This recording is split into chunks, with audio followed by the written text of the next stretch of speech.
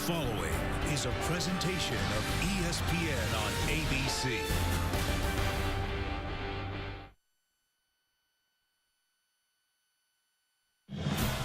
Welcome to ESPN on ABC College Football, presented by Walmart.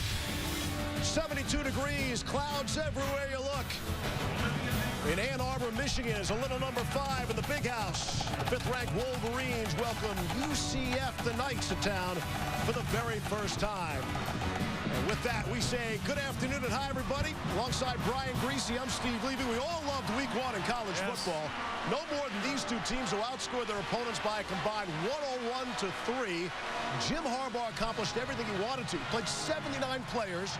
18 true freshmen saw snaps. So what do you need to see from the Wolverines this week? I think they want to push the ball down the field, throwing the ball. We know they're going to be really good defensively all year long. The question coming into this season with a new quarterback in Wilton Speight, can they get production throwing the football? They didn't do a whole lot last week. You saw 13 attempts. He was efficient after that initial interception. We talked with him yesterday. He was a little bit nervous, understandable, 100,000 people here at Michigan Stadium, but Wilton Speight needs to continue to put back-to-back positive performances together. Today against a UCF defense that's a little bit better than Hawaii a week ago. Can he get that ball down the field consistently? Two teams out there, okay? We know you're a Michigan man. You had an okay Rose Bowl one time. Hey, you got it pretty good. Lambeau and follow up with Michigan State. Fair and balanced cover. Two teams out there today. They're on scholarship, too, the Knights. Scott Frost told us last night half his roster had never experienced a victory prior to last Saturday. What about today, Todd McShay? I'll cover UCF for us today.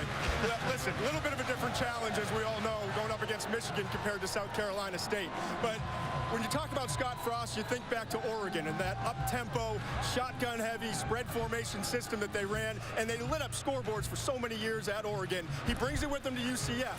It will be good years from now. Right now, they just don't have the horses to do what they really ultimately want to do. So they'll run fast, they'll run a lot of plays, but they're going to struggle against this Michigan great defense. On the other side of the ball, though, is where I think they have a chance. If UCF has any shot of keeping this close for 3-4 quarters, it's going to be a defensive, low-scoring battle because that's a veteran group and a much more talented group at this point. All right, Todd, thank you. Better than 100,000 have gathered here at the Big House. That's nothing new. That's old news. They do that every college football Saturday here in Ann Arbor. We'll have the opening kick for you next on ABC.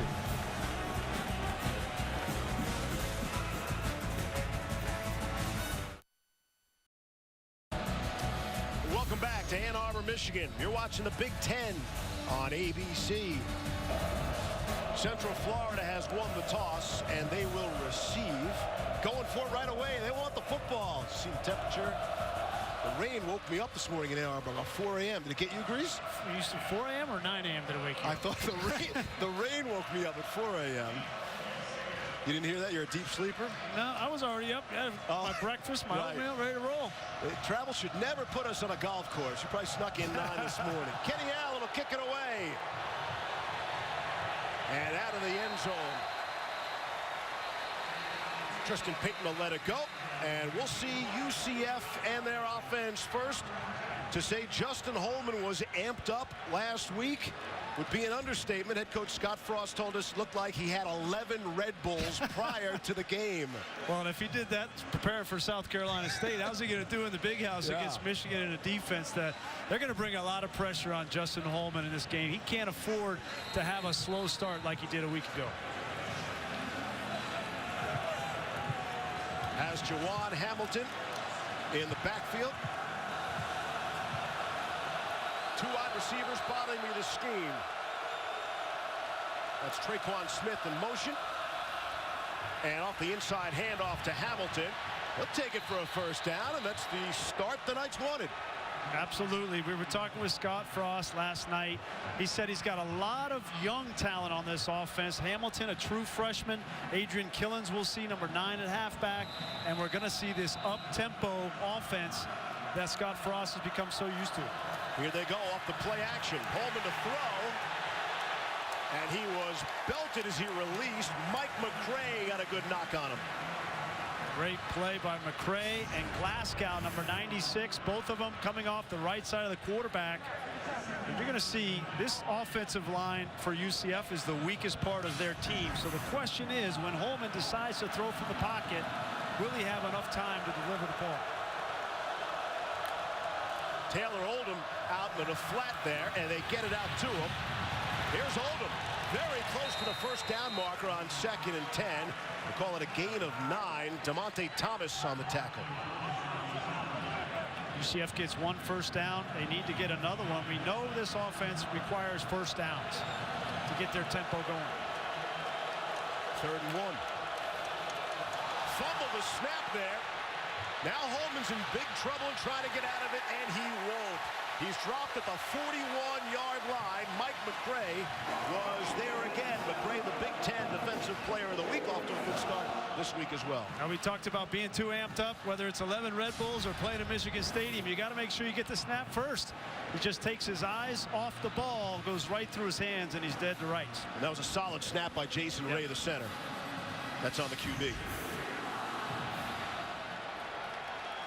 Michigan will get their hands on the football, and Mr. Do-It-All, do everything. Jabril Peppers is back, standing at his own 19-yard line.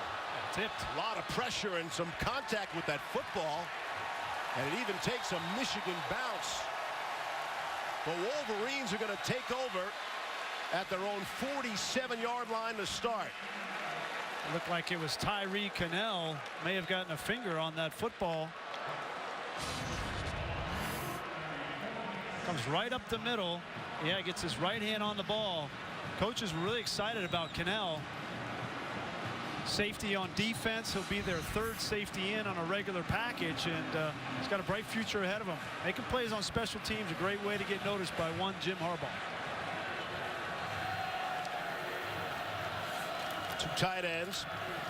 And the handoff to Davion Smith to get things going. You expect to see a lot of Smith and Chris Evans. Earl Clark made the stop for UCF. We talked about the nerves for UCF's Justin Holman at quarterback.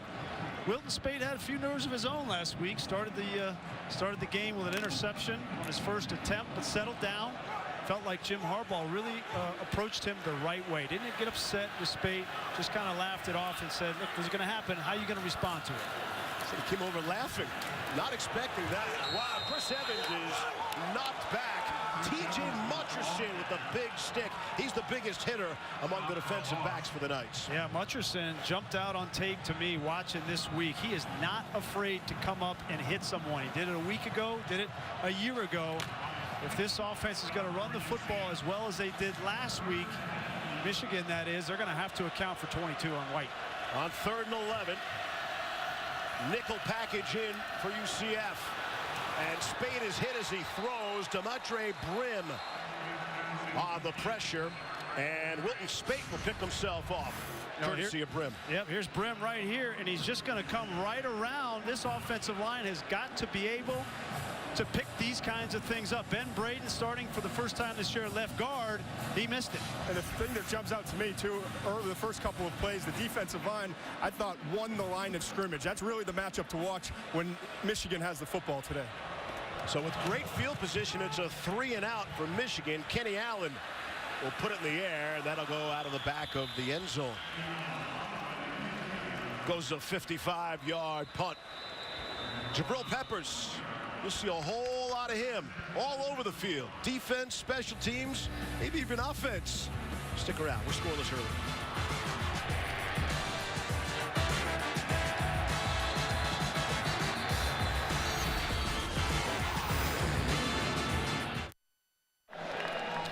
Scoreless early on here in Ann Arbor, UCF and Michigan. Lots of duplicate numbers around college football, but officially there's only one number 5 on the Michigan roster, but he shows up everywhere. Boy, I mean, look at all that production last season in all facets of the game. Basically, this young man will play any position on the team outside offensive and defensive line. That's how you can think about it. We'll watch for him. And just as they snap the ball, flags fly. Ball start. Offense number 73. 5-yard penalty, remains first down. That's Jason Ray, the center from Western Florida, senior. And talking with Don Brown, the defensive coordinator for Michigan last night, he said, you know, we're going to use Jabril in all kinds of situations. There you see Don comes over from Boston College, one of the better defenses all in college football last year. Here's Hamilton. And he is thrown back for a loss by Chase Winovich. And it's going to be a more aggressive defense. I think that's what Don Brown, in talking with him, he really wants to bring an aggressive nature. He wants to force the hand of opposing quarterbacks, not let them feel comfortable. You hear a lot of defensive coordinators say that. Yeah. The difference with Don Brown, I think now he has the talent in Peppers and others that he can really confuse quarterbacks. 2nd and 15. Off the play fake. Holman in some trouble. Throw across his body and thrown away.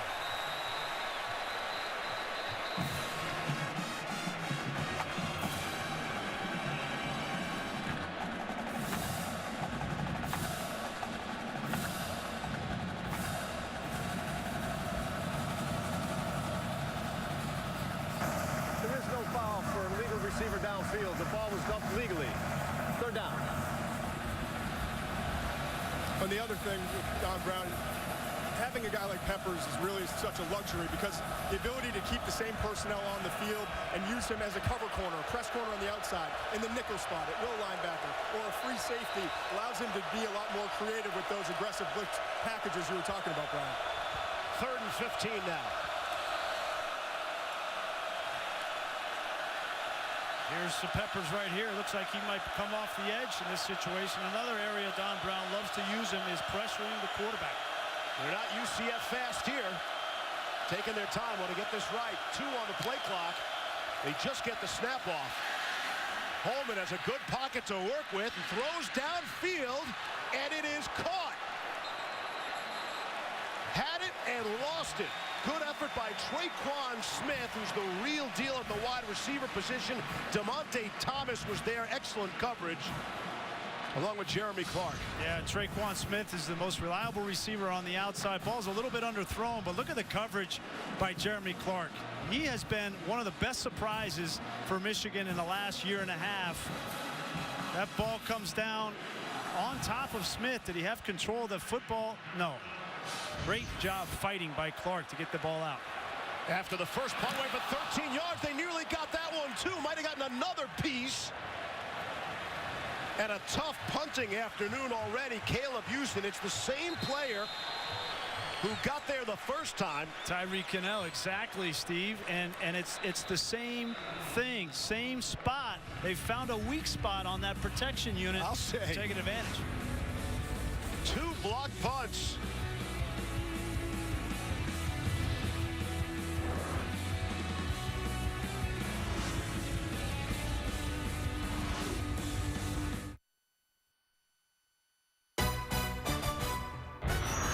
College football presented by Walmart. Save money, live better. And in part by Buick, proud partner of the NCAA. And Wrangler, be comfortable in your own jeans. There's a look at Michigan's locker room prior to today's game. I'm sure the locker room has changed. Clearly the equipment has changed as well. No, we didn't have any Jordan gear back in the day. You know? That's hard to believe. Hey, you tell me the last time you saw 3 minutes and 44 seconds of football, which we've seen 2 block punts. Right? If Central Florida doesn't get it right, they're going to see another one. That's got to be some kind of record. On 1st down and 10, again, great starting field position for Michigan. They didn't get a first time the first time around. Here's Spate looking deep and overthrows his intended target, J.U. Chesson. Yeah, Jehu Chesson is going to be that deep threat. We opened this show talking about they need to push the ball down the field. Great protection here for Wilton Spate. You need that first and foremost to take these shots downfield. And that one's just a little bit too far for Chesson. Normally, Chesson, one of the faster players on the team, might be able to get underneath this. Put a little more air on it. No, Ben Braden might have gotten away with a tackle there at the left guard position. But no flag, no foul.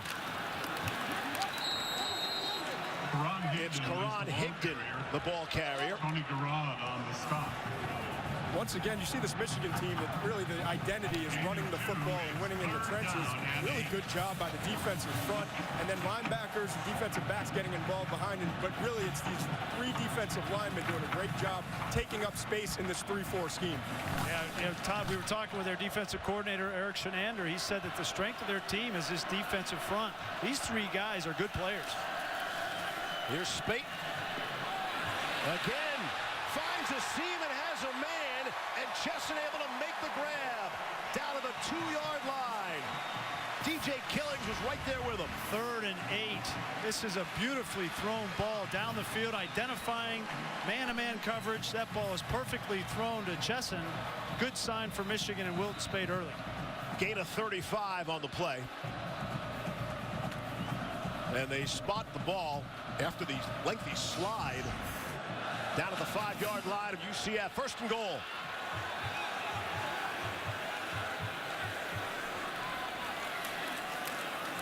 Chris Evans trying to pick his way through and maybe has a yard on the play. It's the first time we've mentioned Chris Evans' name. Jim Harbaugh, you don't see him get giddy very often, but when you say Chris Evans' name sitting down with him, he's got a big smile coming across his face. They feel like they have a true budding star in number 12. You know, he was originally thinking about going to Ohio State. He comes to Michigan, not very highly recruited. There were others on this team, including Kareem Walker at that position. They've been more highly recruited, but Evans, a very versatile back. Ty Isaac replaces him in the backfield, and Isaac will get the pitch out to the right. Cuts it back, and he gets back to the line of scrimmage. It's Mutcherson again on the stop. 3rd and goal. You wondered how UCF would come out defensively, and talking with Scott Frost last night, and you asked him what would success look like in this game. He said, I want to see some fight. I want to see guys grit their teeth and come out and fight. That's the attitude of Scott Frost, and certainly defensively, they have come out with the attitude they want to fly around and make plays early. His other point of emphasis was come out of this healthy as well. Here's 3rd and goal now. Speight looking, throwing, completing, touchdown, Michigan, to Jake Butt, the senior tight end. Great job by Wilton Speight, moving around in the pocket, just buying himself enough time, identifying man-to-man coverage, and he knew he had a blitz coming up the middle. He got hit the last series and wasn't able to convert a 3rd down. That time he buys just enough time to let his All-American tight end beat man coverage. Here's Kenny Allen on for the extra point and puts it through. So the big play is the block punt, leads to the score, and we send it to Cassidy Hubbard. Thanks, Steve. Taco Bell Studio Update. Penn State and Pittsburgh playing for the first time since 2000, and the Panthers completing a 10-play, 99-yard drive with this George Aston TD, and they just tacked down another one after a fumble. Hit up 14-0 over on ESPN. Guys? Cassidy, thank you. Trying to reignite that great rivalry that was, and hopefully is again. Go back and take a look at that touchdown. Another true freshman, Kingston Davis, the running back. Sorry, that's Karan Higdon. Look at this block here on the linebacker. You're going to see it come right up the middle. If Higdon doesn't get this block on the linebacker right there, give him time to move up in the pocket and hit Butt for the touchdown. It's impressive to watch young players like this. We watched last week Rashawn Gary. We watched Chris Evans. We watched Eddie McDoom, Kingston Davis. Some of these guys that come in early. They roll early. They get a summer with Jim Harbaugh in the system, and they come out and they're playing like veterans. And that is interesting. It gets into the whole, hey, do you want to schedule a great opponent in week 1, or you want a chance to get some young guys, some snaps, and some experience? Jim Harbaugh said the only way he knows for football players to get better is playing football. Absolutely. But the key to the game so far, no doubt, 2 block punts in the first 4 minutes of the game. Yeah, and Tyree Cannell, both times, there's no schematic. He's just beating the block. It's poor protection from UCF. Back-to-back times, he gets through, he beats that second wall of defense. And if UCF does not get that fixed quick, it's going to be a block and a score the other way. But give some credit, you know, we don't talk a whole lot about special teams coordinators. Yep. But certainly Chris Partridge, who's the special teams coordinator here for Michigan, give him some credit for having these guys ready to play.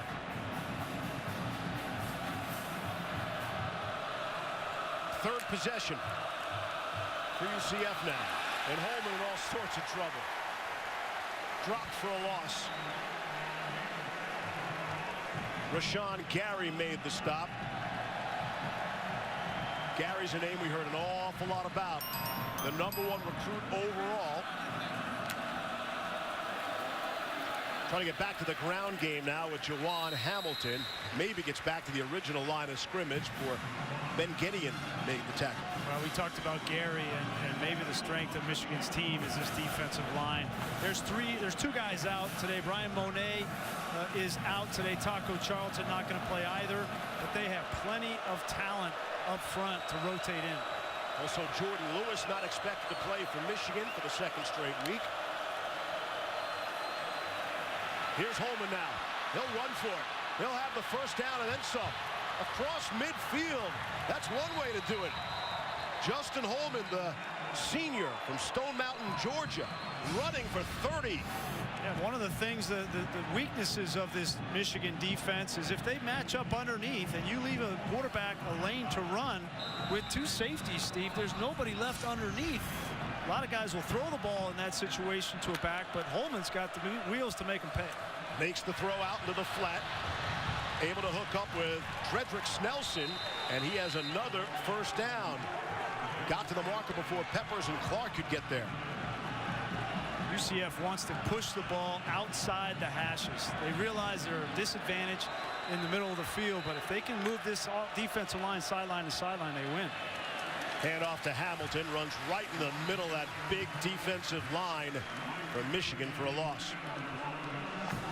See here the injuries for Michigan. Two guys up front. Jordan Lewis we haven't seen yet, but this is a luxury, I think, for Jim Harbaugh. The fact that he's got such depth now on the defensive side that he can sit guys that maybe could have played, but just to be safe. Off the pump and had a man. Traquan Smith was wide open, but Mike McCray got up there to make the block and knock it down. Yeah, McCray had a great game a week ago. Big Ten Defensive Player of the Week in his first start for the Wolverines. He's been in the right place at the right time, and what that normally means is he's well prepared and is able to read offenses. 3rd and 12. Pressure look here for Michigan. You got Peppers on the bottom.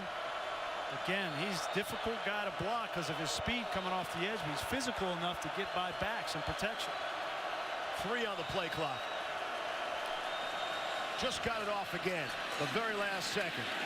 Hand it off to Hamilton, trying to turn the corner. Jeremy Clark said, I don't think so. He's up 4th down. That's a great play by Jeremy Clark. He's much bigger than a normal corner, 6'4", 206 pounds, and he can cover in man-to-man. He's physical. Those long arms, very difficult for receivers to get off, but if he can add that run support element on top of all that, he could be just as good as Jordan Lewis on the other side. Gonna try it, why not? 50-yard field goal attempt to get UCF on the board. This is Matthew Wright. His career log is 48. And that is blocked too. Wow. I think that's Chris Wormley right up the middle over the center. Well, Wormley is 6'6", 300 pounds, and their emotional leader on that defense. 2 blocked punts and now a blocked field goal right in the middle. That ball's low coming out too, Steve. You got to put a little bit of that on Matthew Wright. You got to get that ball up over the offensive line. We've played 8.5 minutes, people. We've had 3 special team block kicks. All on the UCF receiving end, if you will. Wow. And so again, Michigan will take over in great field position, and right away off the block there, they go down the field to Chesson. You can see Spate was locking at him the entire time. I love this call from Jim Harbaugh, Tim Drevno. Right after a sudden change, you come out, you want to get your quarterback settled in. You want to get some explosive plays. Deep play action off of a running game that's been effective is a great way to do it. I think Chesson's one of the more underrated receivers in the country. Went back and studied the tape from last year. He does a lot of little things, including blocking. I think he's one of the better blockers that we'll see all year. And so far, he's been able to get open 3 different times. Gain of 32 on that play. Has Michigan in business at the 25 of UCF. Here's Spate. Finds a wide open middle of the field. It's Chesson again, who just sat down in that zone. And give credit to this offensive staff. They haven't been running the ball real well early in this game. Probably surprising to many at home, many here at Michigan Stadium. but they're not going to bang their heads against the wall. Come out back-to-back first down throws, and they've got something cooking inside the 15. Yeah, Michigan has just 3 rushing yards so far in the game. On first down and 10. Just inside the 15. Handed off to Evans. Picking up his blockers. He's down to the 11. We talked about Spate. Got off to the rocky start. The interception last week. But then Michigan scored a touchdown on the next 7 consecutive possessions. So again, Michigan offense off to a bit of a slow start. Benefiting from the block punts. Appear to be in business now, up 7-0 and looking for more. And Spate looks comfortable. I mean, he's seeing the field well. He's throwing the ball well. Third down situations, he's converted. First down, he's taking advantage. Henry Poggi, the fullback, in there. Off the play action. Spate didn't feel the pressure. Able to get rid of it, and it's caught by Poggi. The fullback comes back to the quarterback to make the grab. As Mutcherson, the safety, was unblocked off the edge. He's going to come right here, and it shows you how big Wilton Spate is. 6'6", and he has the strength and the awareness, Steve, to get rid of that football. It's one thing, you know, to see where your #1 receiver is, but when the pocket breaks down and you're in trouble, to know where your check down is and have the strength to get it to him. With all due respect to Chamberlain, they're calling Wilton Spate. Wilton still at 6'6". Handoff, Davion Smith, second man through. Cracks down at the 2 into the pile-up. A host of white jerseys, led by Mark Rucker. You know, he's got some that size of Ben Roethlisberger. 6'6", 245 pounds. And if he's able to use that strength and that size in the pocket with guys hanging on him like that, that's, you know, we've seen, how many times we've seen Roethlisberger make plays? Yes, no question. That's that prototypical size of quarterback. How tall were you when you played here? Probably about an inch taller than I am now. You knew where I was going, didn't you? I had you at 5'11" now. All right. On the run is Spate. Back of the end zone. Might have thrown that away. Amara Darbo was in the neighborhood. That's a good read there. You know, it's second down. You know that you had a play. It was play action. You hope it comes open. But if it's not there, live to fight another down. Don't force the ball. There's going to be other opportunities, and throw it away. Third down and goal. Spate had completed the previous 5.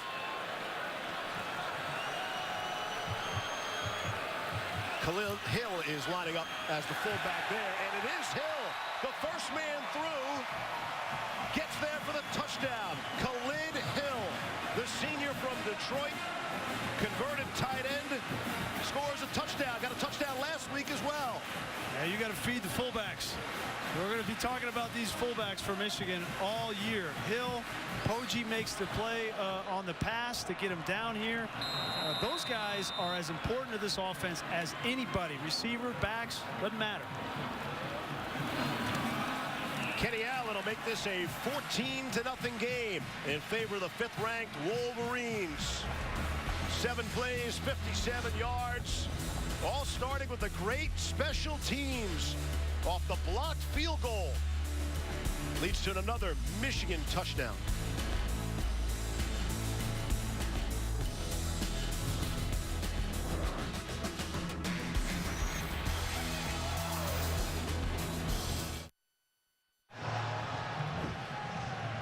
Back in Ann Arbor, it's been a block party. Really, first 8.5 minutes of this football game has witnessed 2 block punts and 1 blocked field goal.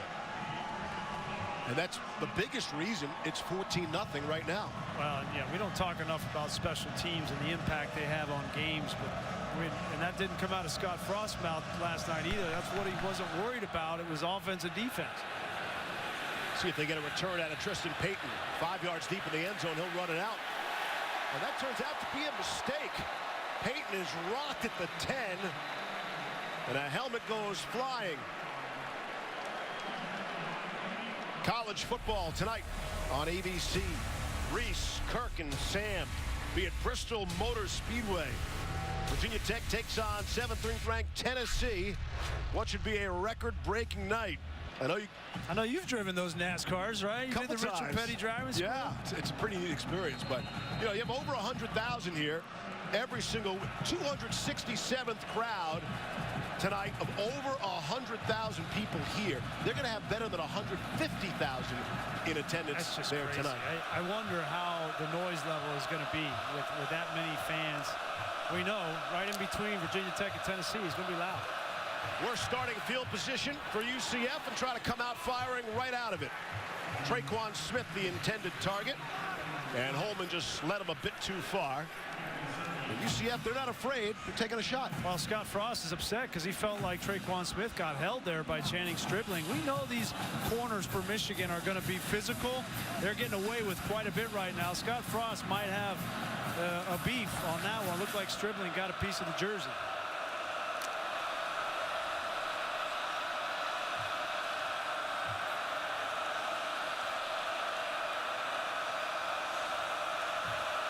Getting loud. Handoff to Wilson. It was such a late handoff, they almost tackled Justin Holman. Mo Hurst made the stop in the middle for Michigan. Great effort from Mo Hurst. Didn't play a week ago. He's got fresh legs. That's what Coach Harbaugh was telling us yesterday. Expect a lot from this young man.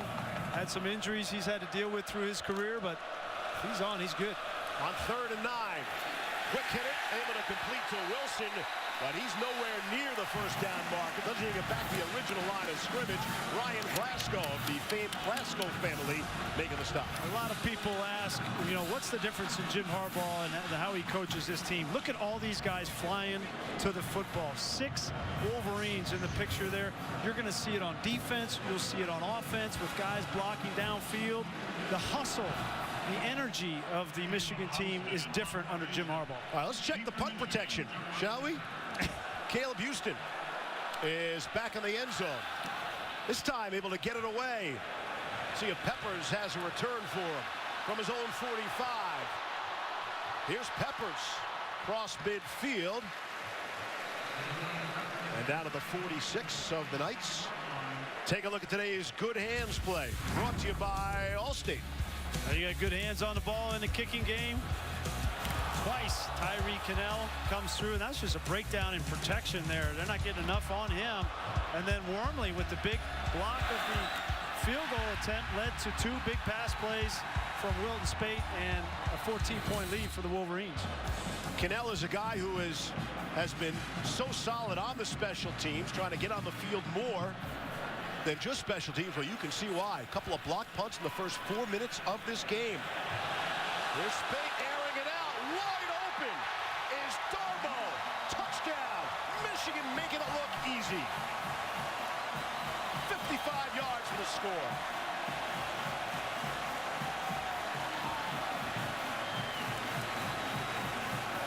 I think this is the 4th ball that Wilton Spate has pushed down the field. He missed the first one to Chesson.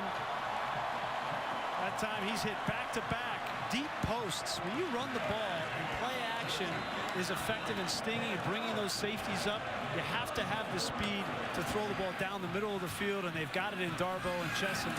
And if Wilton Spate can be accurate, that's a dangerous weapon. Told you last week, after that first interception, Spate threw touchdowns on their next 7 consecutive possessions. They've got touchdowns now on 3 consecutive possessions here. Yeah, man-to-man on the outside, the safeties don't play a role, and it's a good patient route from Darbo.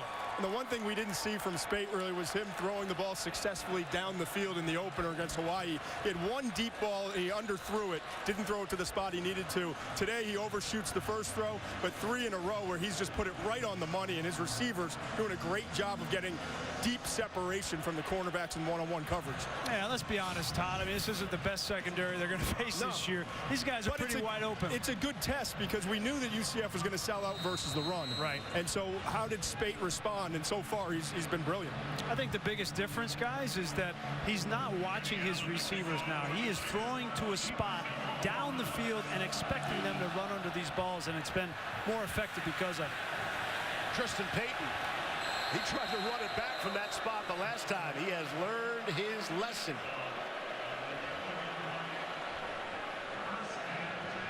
Tough to imagine a more difficult start in the game for Scott Frost and his Knights. Well, I think, you know, all that being said, I think his defense has come out, despite they've given up some big plays in the passing game, but defensively up front, the front seven, they have played hard. And this offense, we knew they were going to have some struggle. This defense for Michigan is a top 5 defense in college football. Frost told us last night he believes in the process. So is this part of the process, coming up to Ann Arbor and down 21 in the first quarter? I think this is part of the reality. You know, I mean, this is where they are. You know, they don't have the kinds of horses that they will have if Scott Frost is able to get this thing going. Hand off to Hamilton. Trying to squeeze through for a couple. But at the same time, they're playing a bunch of freshmen at skill positions on offense. Yep. They've got a core of guys on defense in the front seven. Just no matter what happens today with Scott Frost and UCF here, there are some teams on their schedule in the American Conference later in the year that they're going to put a scare into.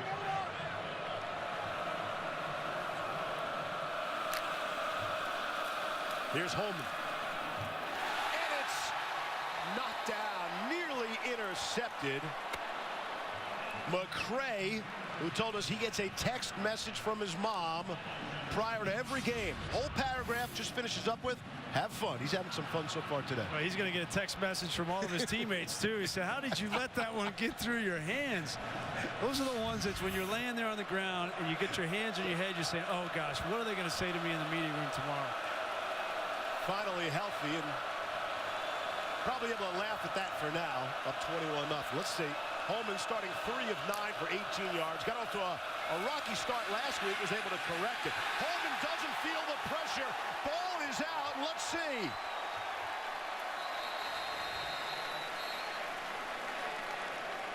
Peppers, of course, is in the middle of everything. He's in the bottom of the pile.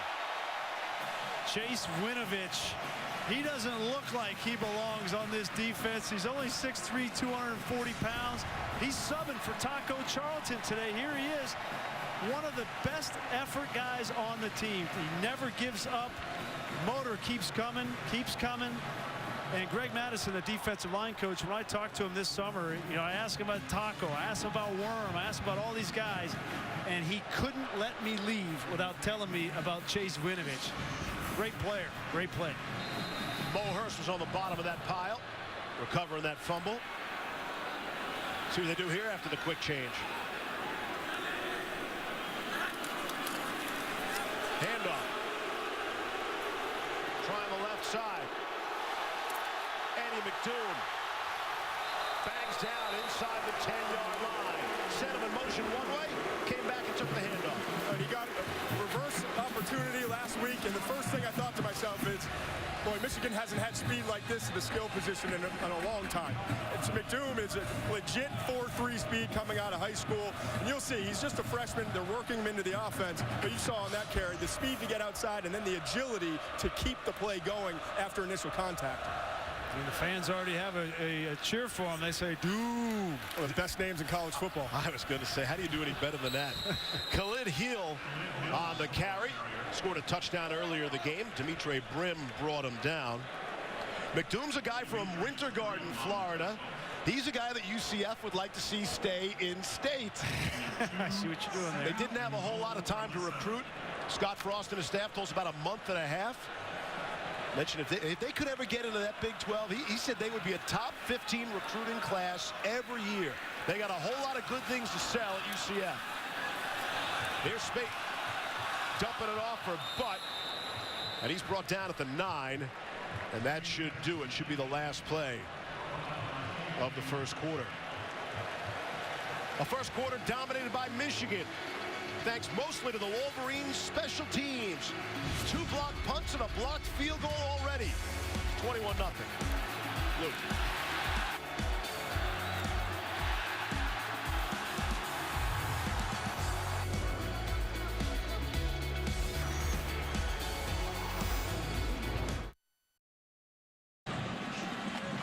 Back in the house, the grease you built. Too much? Did I oversell that? Just a touch. Too strong? Just a touch. All right. 21-0 as we get set. This is the booth that Bob Greasy built up. You know, he and Keith Jackson used to do so many games here, and the broadcasting booth was resembled more of a closet than it does what it is now. Dump off to Chris Evans. Got some time and some space, and he only needs a crease. He is banged down by Shaquem Griffin. And that's the first time we mentioned Shaquem Griffin. They part of the Twins, along with Shaquille Griffin. UCF sports 3 sets of twins on their team. That's the most in the country. And you look at Shaquem, he obviously he doesn't have a left hand, and his hand was amputated. What a great story. We'll talk a little bit more about him, but just a great story, great effort player, and he's become an impact player for UCF on defense. No question. Kenny Allen's first field goal attempt of the day is good from 24. And conveniently, that makes the score 24-0. Michigan has points on 4 consecutive possessions. Prior to that field goal, you might have heard Brian mention Shaquem Griffin. And Shaquem only has one hand, and you might have said, wait, what? What did Greasy just say? But you're right, a congenital disorder, suffered at birth, had his hand amputated at the age of 4 from the wrist, and has gone on to be a standout defender for these Knights. We're told, I mean, get this, he leads all linebackers in the spring in interceptions. Did they bring that out? No. Pretty close. So indecision will get you every time, and nearly a huge mistake by Tristan Payton. It's a great story about Shaquem, though, because his dad, one of my questions is, how does he stay strong? How does he work out in the weight room? His dad actually made an apparatus where he can hook onto the bar, he can work out, he can do push-ups, he can do bench and all kinds of things. A great story of his dad supporting him, and now it's paying off on this defense. And again, able to line up on that defensive unit with his brother Shaquille Griffin. What a story that is. And again, not just, special teams player, a real contributor to an athletic defense. You think you got it tough and have trouble wrapping up. Take a look at your teammate. Handoff, Holman, actually he'll keep it, and the flag comes down as Peppers tripped him up. Tackled by Jabril Peppers. There's a penalty flag. Jabril Peppers is a monster. Trying to block him on the outside of this run, and he just fights. He never gives up. He's just, if he gets knocked on the ground, he'll get up, make a play. Personal foul, illegal block below the waist. Offense number 53. Half the distance to the goal. Repeat first down. John O'Neill, the referee today. It is a Big Ten crew for those of you scoring at home. That's Tyler Hudnick, the left guard, but Peppers is, so we'll see him. As we said, we're going to see him all over, but not only is he being charged with playing that Sam linebacker spot and being that hybrid, he's also the unquestioned emotional leader of this defense and of this team. So my question is, how much energy does this little dynamo have? Can he do this all season, playing this much football every Saturday? Off the play fake. Oh, Holman's in trouble. Drop just shy of the goal line. They're going to mark it. Rashawn Gary got there, and Ben Gideon. Trying to set up the screen, and Holman just didn't have enough time to get the ball out. All 3 of these guys are going to come. They're trying to get the ball over here on the screen, and as a quarterback, you try to buy just enough time, and there's nowhere to go with that football. That's a great example of Don Brown, the aggressor, dictating to offenses rather than being reactive and forcing the issue. What are you dialing up on 2nd and 33 here, Coach? Play action. Sure, why not? Holman going deep. Was looking for Tristan Payton, but excellent coverage the whole way by Channing Stribling. Now Stribling and Clark are having to play a lot of snaps because of Jordan Lewis not playing in these first 2 games. Lewis trying to come back from a little bit of a back injury. Sounds like he's going to be okay. They just don't want to rush him, and they have that luxury. And they're getting some meaningful reps that are going to pay off later in the game. Seems to be some confusion for UCF. They got 10 on the field. Yeah, they've only run 2 plays. But they thought it was, they had no idea it was 3rd down. They thought it was 4th down. Holman, the quarterback, all the skill group, they all came off the field, and it took the sideline for UCF a while to figure it out. So yeah, they'll take a timeout. That's a smart play there. We're sure it's 3rd and 33 when we come back.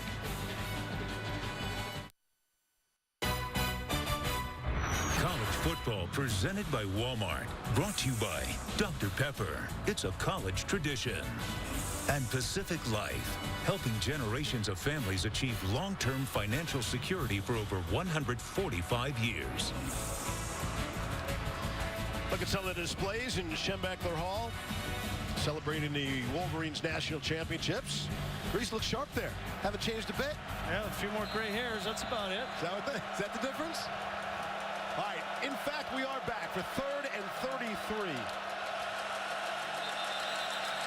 Quick throw out to the right. There's a flag. See if somebody jumped. Prior to the snap, false start. Offense number 66. Half the distance to the goal. Still 3rd down. That's Aaron Evans, the redshirt junior. You know the pressure's coming, right? 3rd and 33. A little anxious. You know, on the 1-yard line, 3rd and 39 now, or 3rd and 34. There's no harder situation here for a left tackle. It's not a bad deal. You only lose a yard, half the distance to the goal, right? Yeah. Handoff. Dontravius Wilson. There's the ball carrier. Create maybe an extra yard or two. This is the situations where Jabril Peppers becomes such an asset because you're backed up, you're going to punt, he's going to get the ball at worst at the 50-yard line. A lot of people have been talking about him for the Heisman. Is he a potential Heisman? If you're going to end up in New York on that day, you got to have some punt returns, some things on special teams. That's what Charles Woodson did, and a big reason why. These are opportunities that he's got to take advantage of. Here's Houston. Gets it away cleanly, which was a big issue in the first quarter. Here's Peppers with some running room. Jabril Peppers down the sideline. And he is banged out at the 5-yard line. And it's that same, end zone over there where Charles Woodson took one back against Ohio State. As a punt returner, you get these balls like this, and they're low, and you just know you got to make something happen. And Peppers certainly has the explosiveness. Well, and we knew, too, they had to max protect UCF, both because they were in the end zone and also because they've had 2 punts tipped so far in this game. So when you max protect and you keep everyone in the block, you just don't get guys down there to cover the gunners that you normally have on the outside. That's a great point, Todd. How do you feel about those Charles Woodson comparisons? You okay with that? Well, at this point, be clear, I'm not making a comparison between Peppers and Woodson. You mentioned it. He's got a long way to go. Michigan with great field position, waiting for Chris Evans to turn around. And Spate took a shot that time. And I'm not taking anything away from Jabril Peppers. He's a great player. But Charles Woodson, over the test of time, we've seen that he was a special generational player. I mean, and to win the Heisman as a defensive player is, he's the only one. And Peppers, I'm just saying, he's going to have to do a lot on special teams to even get in the conversation. And now he's working for us? Yeah, he is. Sunday NFL Countdown. Hope he said some nice things about me. You're going to be your partner. 2nd and 10. Handoff. Davion Smith. And a good swarming tackle by that Knights defense led by Jacques Petrie.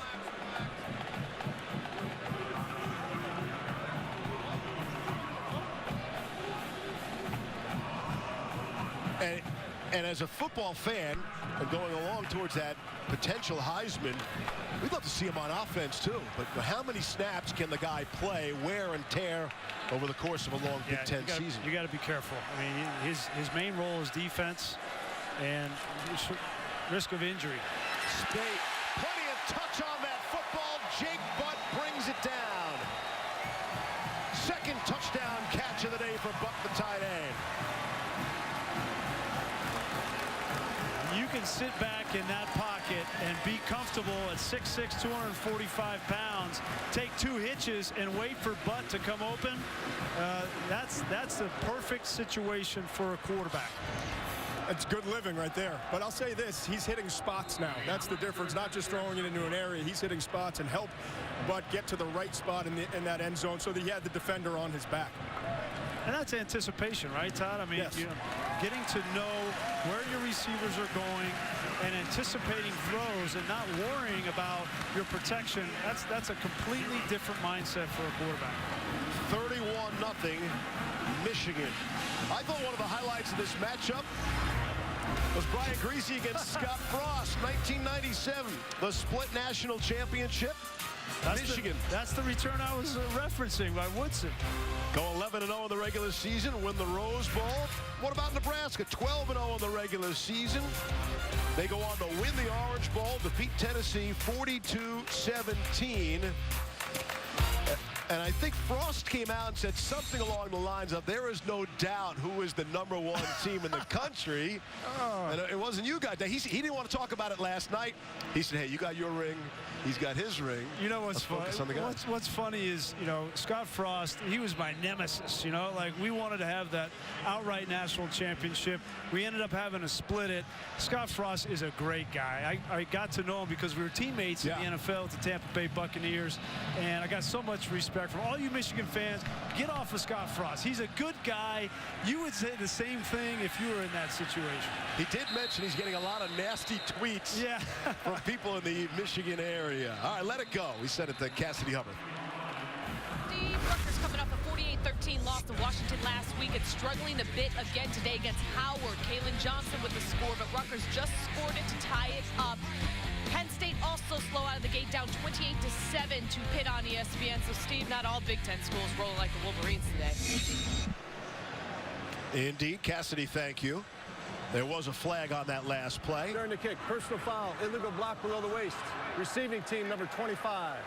Half the distance from the 25-yard line, first down. Hey, and just to clean up the split national championship, there are some young kids out there saying, wait a second, the two best teams in college football didn't decide it on the field? Wasn't there a playoff system? That was, well, one of the best things to come out of that split national championship was the BCS. And now a lot of people say, well, how could you say that? Well, the BCS was better than what we had previously, and now obviously we have the playoff. But yeah, going back to that year, a lot of things changed in college football with that split national championship. So how much does Nebraska beat you by if they do play on the field in that game? What do you lose by? What do you think? Close? Did you see that Missouri game? Keep it close? Did you see the Nebraska-Missouri game? The kick in the end zone? Yeah. We didn't have one of those games. No. That's all I'll say. But that's why we play the games on the field now. Don't need to have those conversations. Justin Holman needs to get something going here. The last drive, you know, the confusion coming off on third down. They haven't been able to get their tempo going. Obviously, this is a challenging situation, but just get a few first downs to get the change moving. 2nd and 10. He'll hand it off to Adrian Killens. Finds a crease. Cuts to the outside, down the sideline. If he hasn't stepped out, that's going to be 6. There are no flags. 87 yards for the touchdown for Adrian Killens, the true freshman. And the Knights are on the board. Pure speed. That's what Scott Frost was looking for. Adrian Killens, 10-300 meters. Just right around the corner. Good block from his wide receiver on McCray, and a bad angle by DeMonte Thomas, the safety, and nobody's look. He's running a sprint right now. Watch him reach for the tape at the end right there. You think he doesn't know how to run? In high school, he was a state champion on the track team, and that's track and that's field. Matthew Wright boots it through. And look a little better in the box score, if nothing else. Before that 87-yard run, Central Florida had only 47 total yards. Knights are on the board.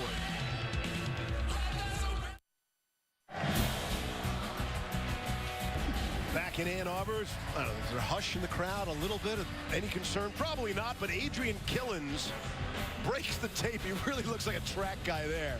Head down.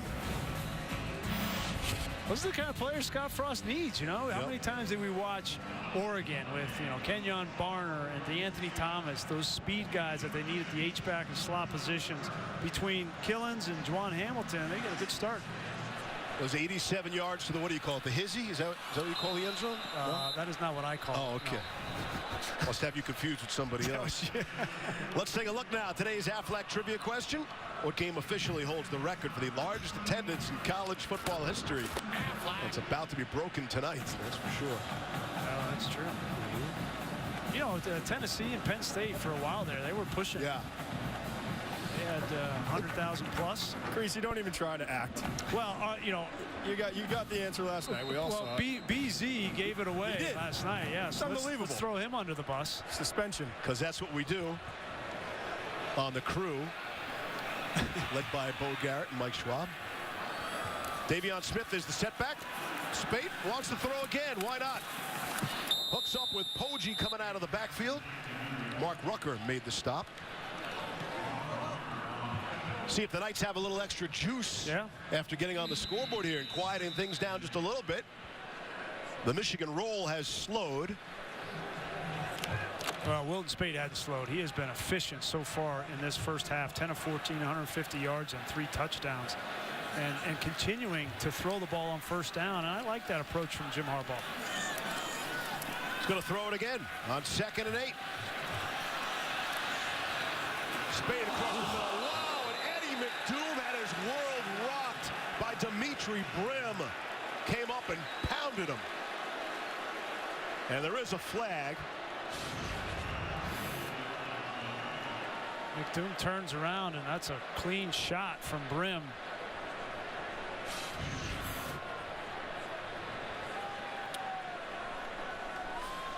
Got him with the shoulder and the chest. I know these things happen fast, so you got to give these guys benefit of the Personal foul, targeting, defense, 15 yards from the end of the run, first down. That ruling is under further review. And I think what you're seeing is if there's any doubt on the field, these officials are going to throw it because they know that the replay can make them right. No question. That's the safe play by the official. Right. When in doubt, in this case, throw the flag for targeting because it can be corrected. Right. And you know, with that that shoulder to the chest there's no forcible contact in the head or neck area. Well, he hits his face mask there. I mean, it's a little closer than when we first looked at it. He comes in with the shoulder, and me looking at that, I would not call that a targeting foul. How about defenseless on that play? Turn around, he is, split second. Certainly he's a defenseless player, and that is one of the axioms that you need to have a targeting foul. Obviously, he is launching into him, but when he uses his shoulder there and he hits him in the chest, it looks like, to me, that's a clean hit.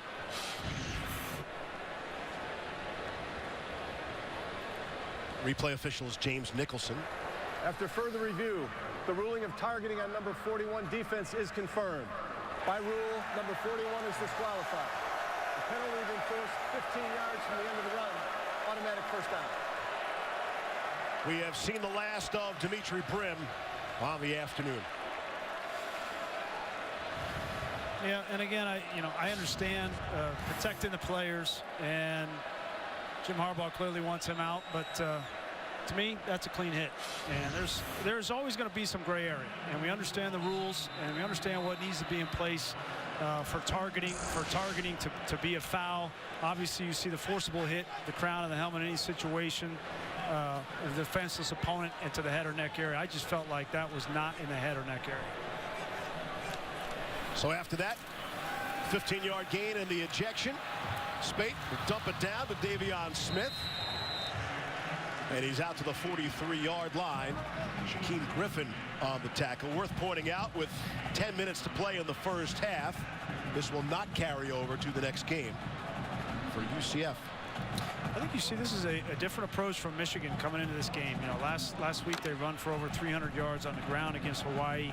This has been consistent play action, throwing the football on first down, and that's what we wanted to see. That's what everybody, Michigan fans, wanted to see. Could they open this offense up? And so far, so good. Yeah, they've only rushed for 25 yards to this point. The Wolverines up 31-7. Poggi juggled that one and couldn't hang on. Incomplete. Brings up a 3rd and 2. With a new quarterback, you need to see something from him. And using these opportunities, Jim Harbaugh, in the first 3 weeks of the season to grow his quarterback and to give him some opportunities to throw the ball down the field, because they're going to need that if they're going to compete in the Big Ten later in the year. Wonder if Spade is long for this game. We saw 3 quarterbacks play last week for Michigan. Right. Offside, defense number 91 causing the offense to react. 5-yard penalty. First down. That's Joey Connors getting flagged. We're seeing how terrific Spade is, and gives you an idea how good John O'Corn and Shane Morris are, because Harbaugh told us Spade was just a little bit better. Yeah. That scary depth at the quarterback position. Well, you know, it's early. I mean, we don't know for sure. You know, when they get in to play some better defenses, play Wisconsin in 3 weeks. So we saw what they did to Brandon Harrison, that LSU offense with Leonard Fournette. So we'll see. Spade under some pressure, spun around and thrown down. Earl Clark brought him to the turf. We sent it back to Cassidy. Thanks, Steve. Number 9, Georgia taking on Nicholls State after a Nick Chubb fumble. Dontrell Taylor with a 4-yard TD run. Bulldogs lead cut to 3, 10-7. Speaking of 3, Clemson tied right now with the Troy Trojans in the second. Steve, Brian, Todd, back to you.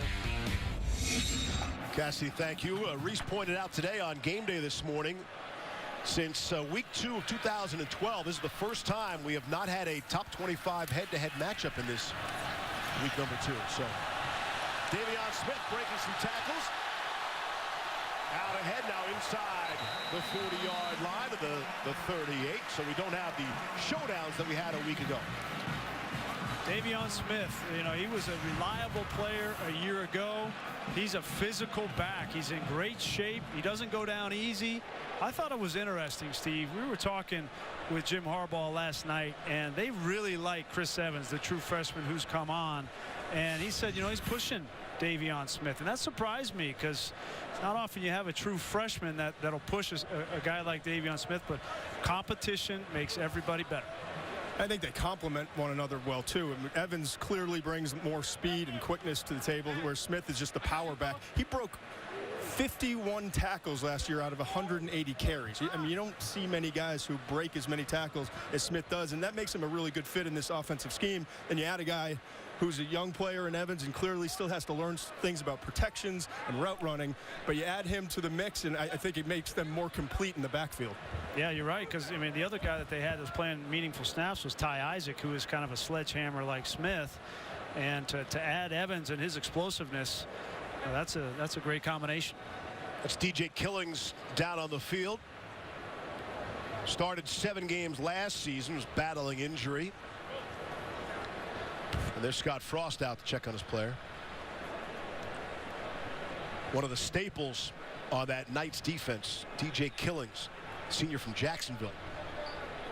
Yeah, he was being blocked by Kekoa Crawford, and it looked like it was almost non-contact after the block, and he got hurt.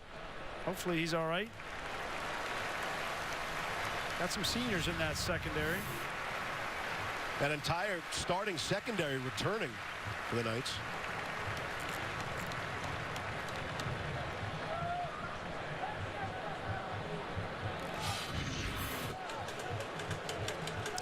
They'll gingerly walk off with some assistance. Well, and that's the one thing Scott Frost was telling us. They've got some players on defense, but they don't have a lot of depth. They can't afford injuries. Last year, that's what happened to them, right? Obviously, they started the year slow. They had injuries. They didn't have a whole lot of returning starters, and George O'Leary quits the team the 8th week, and all of a sudden you're 0-12. That can't happen to this team this year. Neville Clark checks in, the replacement for Killings. 1st and 10 from Michigan. Again, great field position. That's been a broken record so far in this first half. Handed off to Evans. And he is stood up at the 29 and then dropped by Mark Rucker.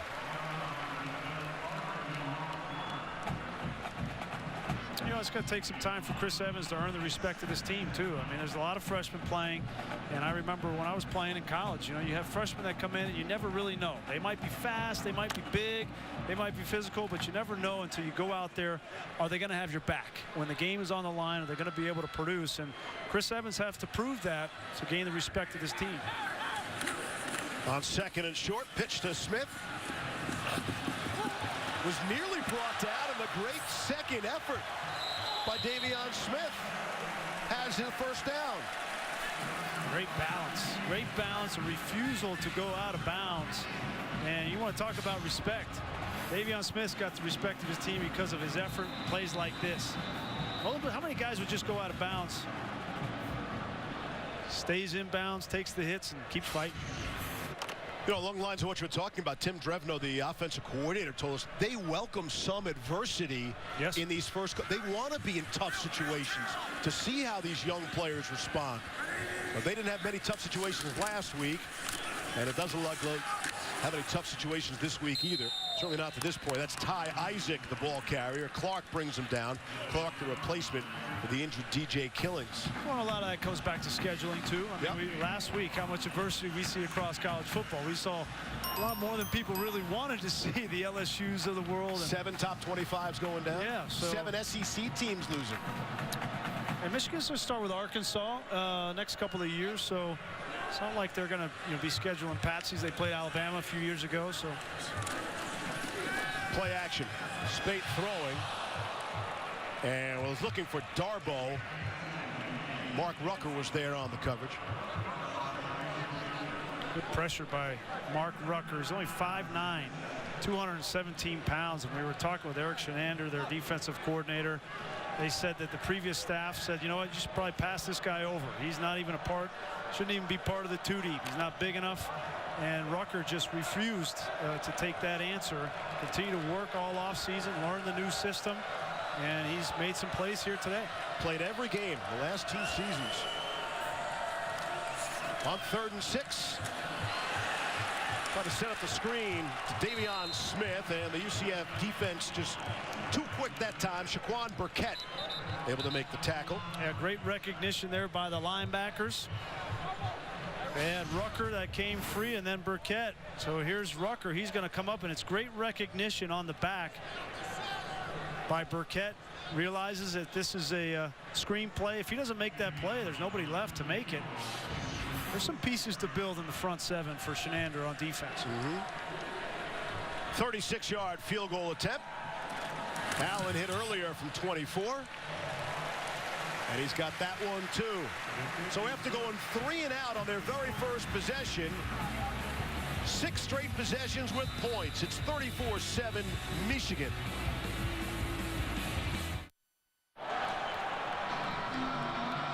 Back in Ann Arbor, take a look at today's Aflac trivia question. What game officially holds the record for the largest attendance in college football history? And if you said a game here at the Big House, you were correct. But which game? Notre Dame, Michigan, 3 seasons ago, had better than 115,000 in the Big House. And that rivalry needs to get going again. It needs to be renewed. Yeah, this is the 267th consecutive game Michigan will draw over 100,000 in the stadium.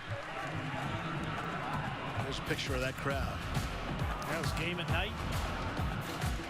That doesn't include the people who snuck into the building either, I would think, right? I played here, they didn't have lights, so we couldn't play at night. Now, they got skyboxes and lights and all kind of stuff. And this stadium has gotten louder, appreciably louder, because you put the skyboxes on either side, and that noise just can't get out. So. All right, hang on. Are you kidding about the lights or not? No, I'm not kidding about. You were here that long ago, like Wrigley Field with no lights. He had no lights. He didn't play many primetime games, then, apparently. Fredericks Nelson. You know there's a guy by the name of Bo Schembechler, right? That coached here? I've heard of him. and that was, speaking of Bo, that was among the more fascinating tidbits we got from Jim Harbaugh yesterday. Harbaugh insisted that Bo, if it was a social media was a factor back then, Bo would have tweeted. Yeah, I asked him if Bo would have been on Twitter, and he said, of course, anything, anything to compete. What would his handle be? Just Bo would be fine, probably. at Bo. Jawan Hamilton is the ball carrier. Stopped by Matt Godin. That was funny. I mean, Coach Harbaugh, he will use by any means necessary and to get the message out, to get the word out about Michigan. And he said, the only medium back there in Bo's days was writing a book, or the press or the newspaper. And he did that. He wrote books. Yeah. He said he often thinks about what would Bo do in this particular spot, and he says he can always call up his dad too. Right. But, good old Jack. 3rd and 9. And a timeout. Michigan will use their first. Mention the record crowd. Better than 115,000 here in Ann Arbor tonight. I mean, they're going to blow the doors off of that. Blow it away. Some 150,000 are expected tonight on ABC Saturday Night Football from Bristol Motor Speedway, Virginia Tech, and number 17, Tennessee. The last great Coliseum has been transformed into a 150,000 plus seat stadium for an old-fashioned border battle. What kind of Tennessee team you think we see tonight? You know, I know that people are giving Tennessee a hard time for what they call laying an egg against App State, but Appalachian State is better than people think. They're a good football team, and I'm not just saying that. I think you're going to see a more spirited effort from Tennessee. They came out flat, obviously, but Josh Dobbs has got to take over. He has to be a difference maker for Tennessee to do what they want to do in the SEC East. Here's 3rd and 9. Justin Holman steps up away from the pressure. He ran for 30 in the first down before, and he's got another huge gainer there. See if he came up injured there as he went out of bounds. Looked like he pulled a hamstring or something. We'll call it 35 for now. But you could see there was something wrong, untouched, as he ran out of bounds. Yeah, he made a great decision and great read in pulling that ball down. This has to be a part of the offense for Scott Frost. We know that they've got playmakers and they want to have speed at those positions on offense, but the quarterback has to be mobile. Justin Holman, I think that's a big reason why he won the starting position. You're going to see Pepper's going to come up, and then there's nobody left underneath for the quarterback. And Michigan will play this two-trap defense where they man up underneath, and there's nobody left for the quarterback. Let's see what happens. Yeah, it looks like looks like hitching his giddy up. You're right, maybe a ankle or a hamstring. Holman, the senior, will come out. Say hi to Nick Patty, the backup quarterback for the Knights. Also a senior from Orlando. He's thrown just 22 passes the last 2 seasons. So he'll check in at quarterback after another big first down run by Holman. It was gains of 30 and 36. Yeah, and Holman heading off. That doesn't look good. That looks like he's not coming back anytime soon. Patty's got some experience and some moxie. His coaches like him. On 1st and 10, hands it to Hamilton, the first player through. And a host of maize and blue tackle him, and then some players get together. A helmet flies. There's some pushing and shoving now. It's Mo Hurst who lost his helmet. Got to be some frustration too, the UCF part. Yeah, it's Jordan Franks, the tight end. He's trying to finish off Delano Hill right there, and you gotta be smart. You know, obviously you come in, big stage. Most fans, UCF's never played before, and they want to have a good showing, and it's not going their way so far. I like it. No penalty on the play. In fact, Michigan is yet to be flagged on the afternoon. Here's Juwan Hamilton crashing out. Ball came out. They're going to say he was down. Tyree Cannell made the tackle. Cannell's the guy who deflected the 2 punts earlier. There was a big hole up front and a violent collision there. He's clearly down. First down, UCF. Now, you mentioned App State earlier. Michigan enters this game ranked in the AP top 5 for the first time since starting that 07 season. When they lost that opener to App State. Number 5 has not been kind to Michigan, but it's working out so far here today, up 34-7. Here's Patty to throw for the first time. On the run and in some trouble. And he'll just skip it off the turf. Adrian Killens was in the neighborhood. It's a tough situation to come into if you're Nick Patty. Obviously, you haven't got as many reps in this new offense of Scott Frost, and he doesn't have quite the mobility of Justin Holman. And you're down 34-7 to one of the better defenses in college football. What do you have to lose? You just got to come out and let it rip, right? Have a good time. It's college football, right? But an impossible spot to come into. And I know all the backup quarterbacks say you got to be ready for every play. That's not possible. Off the play action, Patty throwing just too high, sailed it over the head of Jordan Franks. Well, he had an opportunity there, man. You know, it's Jordan Franks was open. They had a pressure look and the perfect play call from Scott Frost, and he just missed him, threw about 3 feet over his head. You can't imagine the emotion that these kids feel when they come into these situations. They're just jacked up. As John Anderson, my SportsCenter colleague, always says, when we were in college, we couldn't find our keys. You know what I mean? When the average college kid can't find his keys. And yet these players are expected to play under tremendous pressure in front of 100,000 people. He couldn't find his keys. Could you find the classroom? Library was a bit of an issue. Michigan will take a timeout. All right, all Michigan fans, close your eyes and maybe lower the volume. That includes you too, Greasy. The last time Michigan was ranked number 5. This is it right here. Snap good. The whole kick. Oh! The kick is the Mountaineers are going to try to take it to the big house. The big house. The Mountaineers have just beat the Michigan Wolverines. And just so there's no confusion there, that was the App State broadcast. That was not the Michigan call. What a great call that was, though. I mean, is that one of those few? I mean, you were probably working a game, but do you remember where you were? At that point, is that one of those games? I was actually calling a game, I think. No, actually, no, I wasn't. I don't remember. I tried to block it from my memory. Your phone must have blown up, though, right? I mean, every Michigan alum everywhere. Well, between that one and I was a freshman on the sideline in '93 when Cordell Stewart and CU beat us on the 75-yard Hail Mary. Those two are seared in my memory. 3rd and 10. Hey, Nick Patty, what do you have? He's going to try to keep it and run up the middle. Man, did that hole close or what? Rashawn Gary was there. Bring up a 4th down. Rashawn Gary is just a mix of power and speed, and you never know when you get the #1 overall recruit coming in. I think you know that he's going to be talented. What you don't know is what is his attitude going to be like, and Rashawn has really taken advantage of this situation. He has spent the time in the offseason. He's been humble.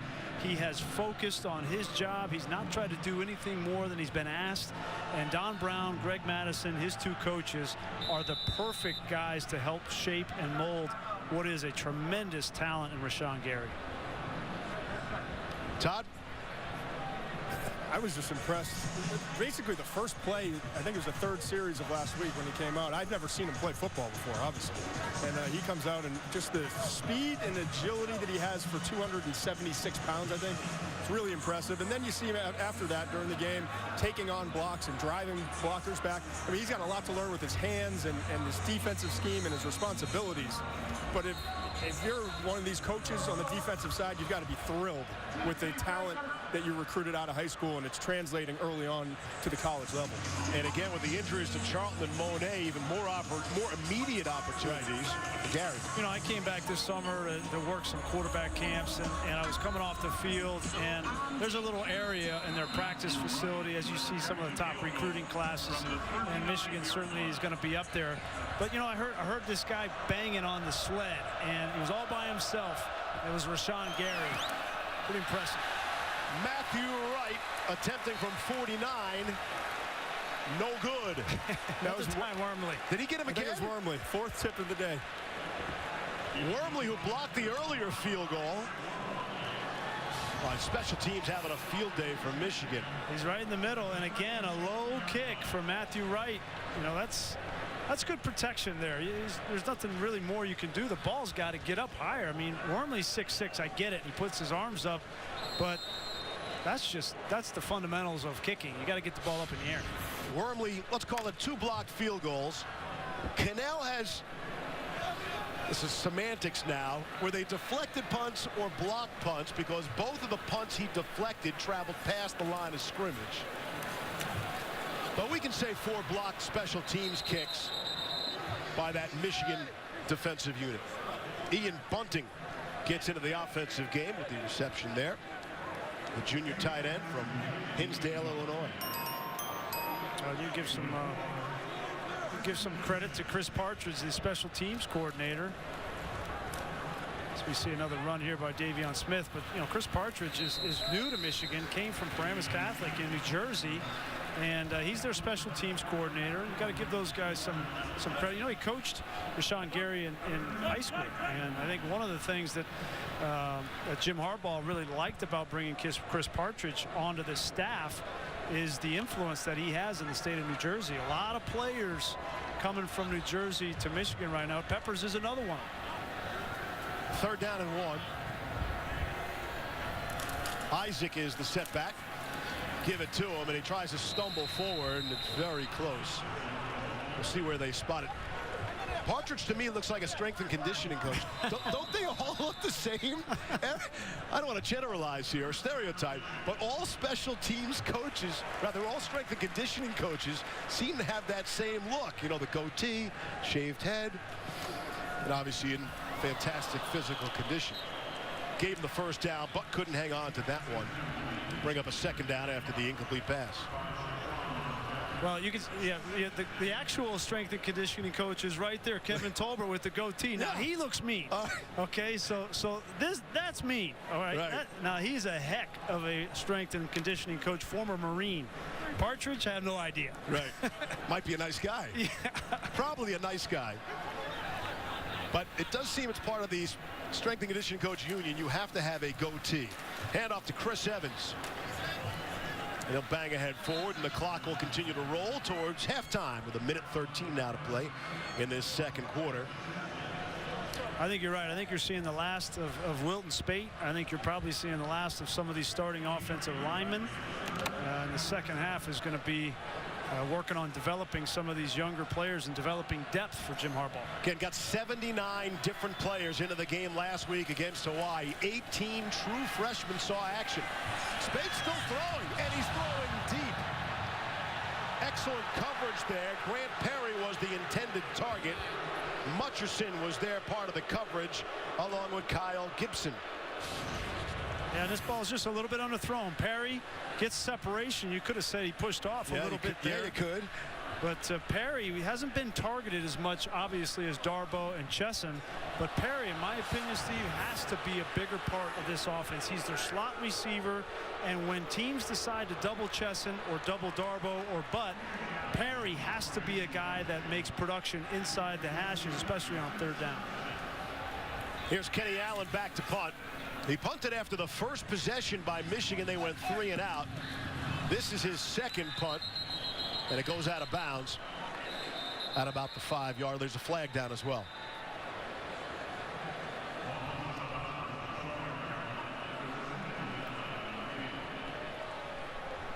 Check the flag. With 35 seconds left in the half.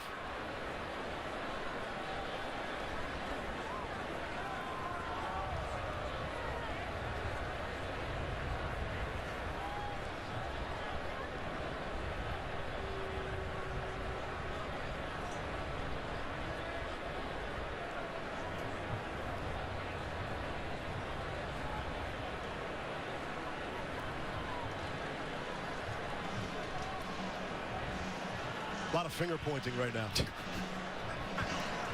Illegal substitution. 12 players on defense. 5 yards from the end of the kick. 1st down. It's a good idea. He got caught. Following the Virginia-Oregon game tonight on ESPN. Stay tuned for SportsCenter at night. John Butchergross and John Anderson. Not familiar with either of them. They'll have all the highlights: college football, the U.S. Open Women's Final, Major League Baseball, BMW Championship, the NFL, UFC, and everything else. SportsCenter at night after college football on ESPN. Also available streaming live on the ESPN app. So you can watch ESPN. Do you miss doing the 11 o'clock SportsCenter?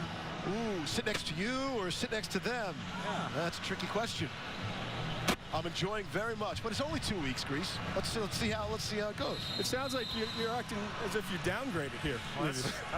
Todd, that was really wishy-washy. Yeah, didn't you think? You guys are expecting a little bit more. You're gonna so miss me next week. You're gonna so miss the leading factor. Final half minute of play here in the first. Thursday nights, probably. Travius Wilson. Why don't you take 2 weeks off and go do the World Cup? I know you'll be locked into USA, Canada. Hey, how about the USA last night? Yeah, I saw some of that, huh? I watch hockey now that I know you're a hockey guy. Right. McShay's all over Team Europe. All over it. Actually, I'm going to go on record. I'll take the under-23 team. Oh, look at you paying attention. Team North America for the win. We didn't know what that was 8 days ago. Well, we know what this is. It's all Michigan. They've got a couple of punts separated by 6 great scoring possessions. Stay tuned for Stan Barrett, Mark May, Mac Brown, and the halftime report. Right after these messages.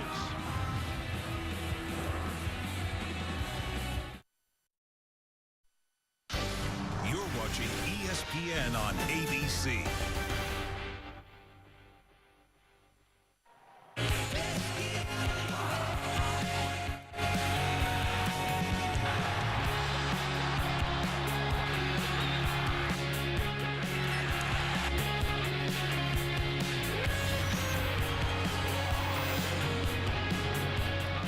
Welcome back to ESPN on ABC College Football, presented by Walmart.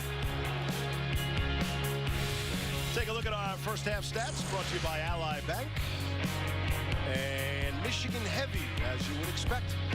Yeah, and what we thought coming in, Steve, was can they push the ball down the field? And Wilt Spade in particular, and they did that. But they did it effectively, getting the ball to Jehu Chesson, Mar Darbo, taking shots down the field, and 3 touchdowns from Wilton Spade, which obviously he was efficient in the first half. We had Zingerman's at halftime. You don't have a spot on your shirt or your tie, your jacket. Good job. Not a spot. Not a spot on this man either. Look at him anticipate throws. That was the big thing. Get the ball down the field and get these guys opportunities to make plays. This one at Jake Butt's 3rd touchdown. Look at him throw the ball to the sideline, not where the receiver is, but where he's going. Yeah. And that's the big change for Wilton Spade from last week, and the big reason why he's got 3 touchdowns. The offensive line kept him clean as well. And that all went right for Michigan. The Wolverines, no turnovers, no penalties. And in fact, the half started with a 3-and-out and a punt for Michigan and ended with a punt. And on the 6 possessions in between those 2 punts, all resulting in points. And a 34-7 lead as we open up half number 2. Steve Levy, Brian Greasy, and Todd McShay.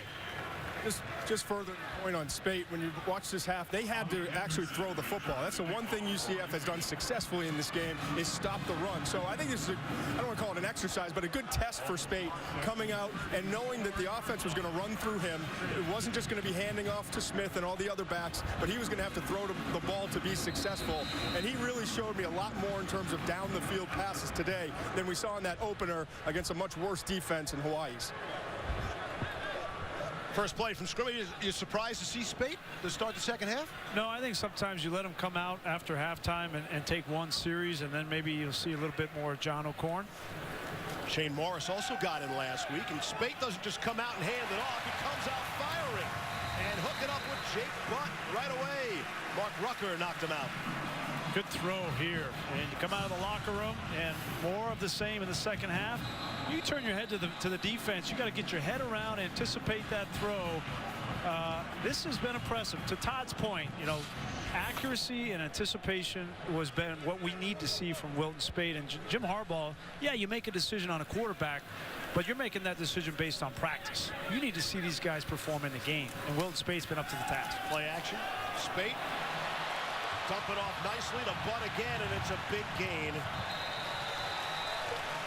I got to ask you about this, Grease. If you're Coach Frost on the other sideline, Michigan's up 34-7, and Spade's coming out and throwing down the field and going play action. Are you bothered by any of that? No, and I know Scott Frost, what a competitor he is. That doesn't bother him one bit. I mean, this is, you're trying to find out about your football team. Jim Harbaugh, questions at quarterback coming in. That was the big question of your team. I don't blame him one bit for trying to figure it out and get some confidence in his young signal caller. All right, pedal to the metal continues. This time they'll hand it off to Davion Smith. And Tristan Hill makes the stop.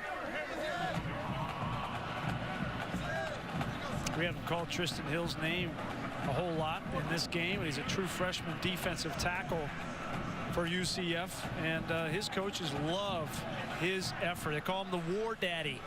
6'1", 328 pounds. Yeah, he's listed at 295. That is incorrect. Shaquan Burkett makes the stop on Smith, bringing him down and bring up a third down. But those are the kinds of players, the hills that UCF is going to need to continue to build around. As we mentioned, just a true freshman right there in Florida. Yeah, there's that fake 295. Yeah. Don't be fooled by the numbers on your screen. Well, the picture doesn't lie, does it? You can tell. To be that big and to be able to run that fast, that's an athlete. On 3rd and 6. Spate has an intended target and plenty of running room. It's Amara Darbo. First down and more down to the 2-yard line. And again, Michigan comes out making it look easy on offense. Gain of 20. And, you know, they were 7 of 7 in third downs last week, which is unbelievable, but they were mostly third and shorts. They've had some third and longer situations today and have still been able to convert. That's a good sign. Already big chunk yardage, 23, 17, and 20 yards on plays here to open up quarter 3. On 1st and goal now from the 2. Handed to the first man through, Khalid Hill. Stopped short of the goal line. Hill banged one in the first half. Scored a touchdown last week as well.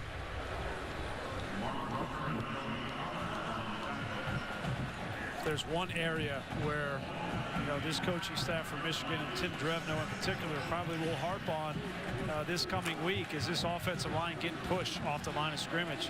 They want to be an offense that doesn't matter what the defense lines up in, they can just blow you off the football, and it just hasn't happened today. This time, Hill gets through for his 2nd touchdown of the afternoon. Khalid Hill pushes Michigan to the 40-point mark.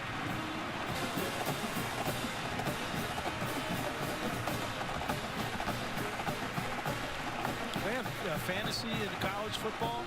If so, I think I might draft Khalid Hill. It looks like he's going to get a lot of, you know, short yardage situations on the goal line. Yes, it does. Might be a little late to grab him now since the whole country will have seen this as well. What place did you finish in last year in your league? I don't know. Dude. I don't even know if they have college fantasy. They got fantasy everything, bro. Extra point is good. There is a flag down.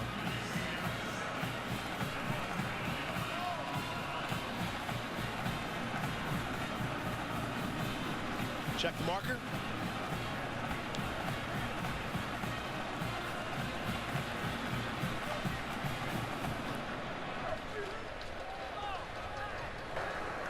Personal foul, defense, hands to the face. That 15-yard penalty will be assessed on the kickoff. The try is successful. Jemias Pittman got caught. UCF, they've been getting caught all afternoon. Trailing 41-7 here early in the 3rd quarter.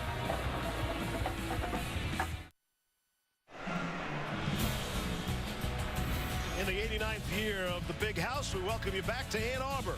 You're watching the Big Ten on ABC. Watching a whole lot of Michigan scoring. Going to wear out that hail to the victor there. 41-7 early on, quarter number 3. And after that penalty, they'll enforce it on the kickoff. Michigan will kick from the 50. Tristan Payton is back deep.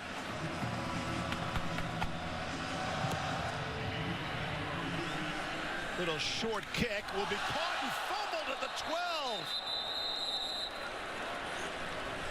James Fogg is the kicker there who popped it into the air. That's another great special teams play by Michigan. Smart, you know. You can tell that they have been well coached in all facets of the game. You're going to kick off from the 50-yard line. Why would you just drill it out of the back of the end zone? Kicking team, first down. Why would you just kick it out of the back of the end zone when you can pooch it down in there and make them catch the football and they get a turnover? 41-7, huh? Well, just a question. They didn't expect the guy to drop the ball. I mean, why else do you do it? Field position, right? Because you don't want the ball to come out of the 25. You want to lock him inside the 15. All right. Hey, Coach Partridge is having himself a day, too, huh? Boy, it looked like looked like UCF had control of that football. I don't know how. Clocked at 11:46. But initially, it doesn't matter who it looked like initially had the football. If the official doesn't see it and they come in there, it's whoever has it at the bottom of the pile. And we know what happens down there. And Wilton Spate is back there again, out for Michigan.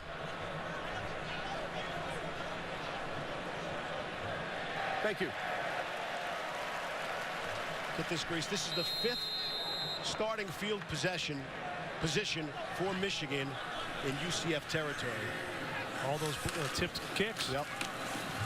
Handoff to Davion Smith. Not sure he got back to the line of scrimmage where Mutcherson wrapped him up.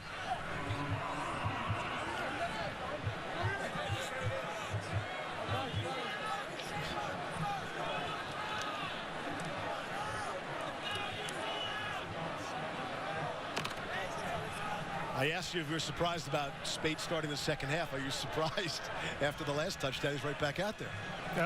Mildly. Right. But He's graduated to mildly. Can you say that Harbaugh surprised you with anything he does? That's fair. All sorts of time for Spate. Finds Darboh. Takes a hit, stays on his feet. Down to the 11. Check in Cassidy Hubbard. Thanks, Steve. All right, Clemson up 13-10 over Troy, and Ray McDonald with a 74-yard punt return, or he thought. He drops the ball before the crossing, the goal line, McLeod rather, and Ryan Kay recovers in the end zone for the touchback. Number 2 team still struggling, up 13-10. How does that continue to happen?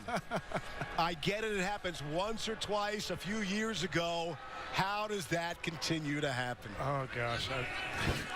I have no idea. Drop it when you get to the back of the end zone. Pressure on Spate, and he'll be dropped. Brought down by Mutcherson, who's been one of the standouts on the UCF defense today. Yeah, Mutcherson, he's a ball player. And I know it's been a tough day for UCF, but as they get into their schedule, the remainder of their schedule in the American Conference, I think you're going to see this defense, and Mutcherson in particular, Tristan Hill, Mark Rucker, Shaquem Griffin. They've got some pieces that they can build around defensively. There's Kenny Allen on for a field goal from 37, made from 24 and 36 already. Allen from 37 is good. And he will tack on the field goal, make it 44-7 in favor of the fifth-ranked Wolverines.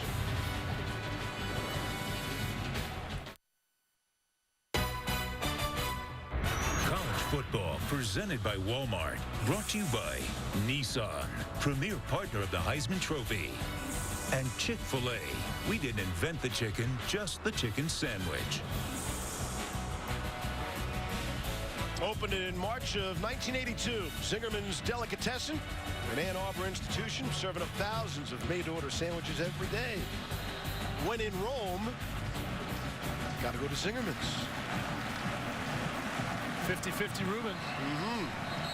What number's that on the scorebook there? The 81.5, actually. You know, they get the 50-50. You got to have the half. Got it. Fogue had the great kickoff. That led to the turnover and the field goal, making it 44-7. He'll put it in the air this time. And we'll kick it relatively deep. Tristan Payton will run it out. Looking for a return. Little spark. Here's Payton. Gets it out. UCF will go back on offense. I'm told there is a critical update around the college football landscape down to the field. Well, here's Todd McShay. Here's the deal with Greasy and Levy. We were supposed to saying thanks to Zingerman's for sending us some sandwiches. You guys were supposed to wait until the third quarter to eat. You pigs ate all of it. So now I'm going to show the country just how good this thing is. This is why I have a 16-inch vertical in that Lambeau League. Oh, yeah, take it all in. Good thing he's got the rain jacket on. Yeah. He's not taking any chances. Little screen out into the flat.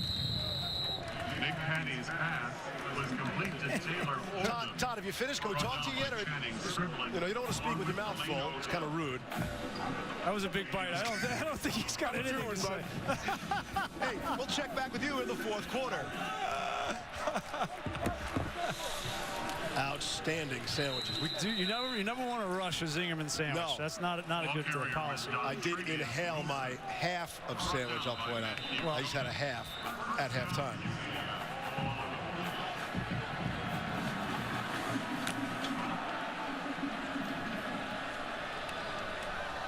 First down and 10. Nick Patty is in the game at quarterback. He replaced an injured Justin Holman. And he gets at least the best starting field position to work with UCF has had all day. Patty's going to try to keep it himself. He gets back to the line of scrimmage. And you never know who you're going to see at Zingerman's. I mean, the lines can be out of control. Who is that masked man? He tried to be incognito. You know what? I told Coach, I said, I want to come to Ann Arbor. I want to have lunch with you. Where do you want to go? He said, well, go to Zingerman's. Yeah. Big run by Patty down the sideline. Ducks out of the 35. That's been the best offensive play of the game for the Knights. The quarterback runs. That for 26. After the runs by Holman for 30 and 36. Of course, the lone touchdown was the 87-yard scamper by Adrian Killens. Quick hitter up the middle. Dontravius Wilson looking for pay dirt and gets there. Touchdown. UCF on the board. And maybe, just maybe, a little let up by that Michigan defense. Well, they got creased by Patty using his feet, and then they come right back. Take a look at this block on Rashawn Gary. He's going to open the seam. That's Aaron Evans, just seals it.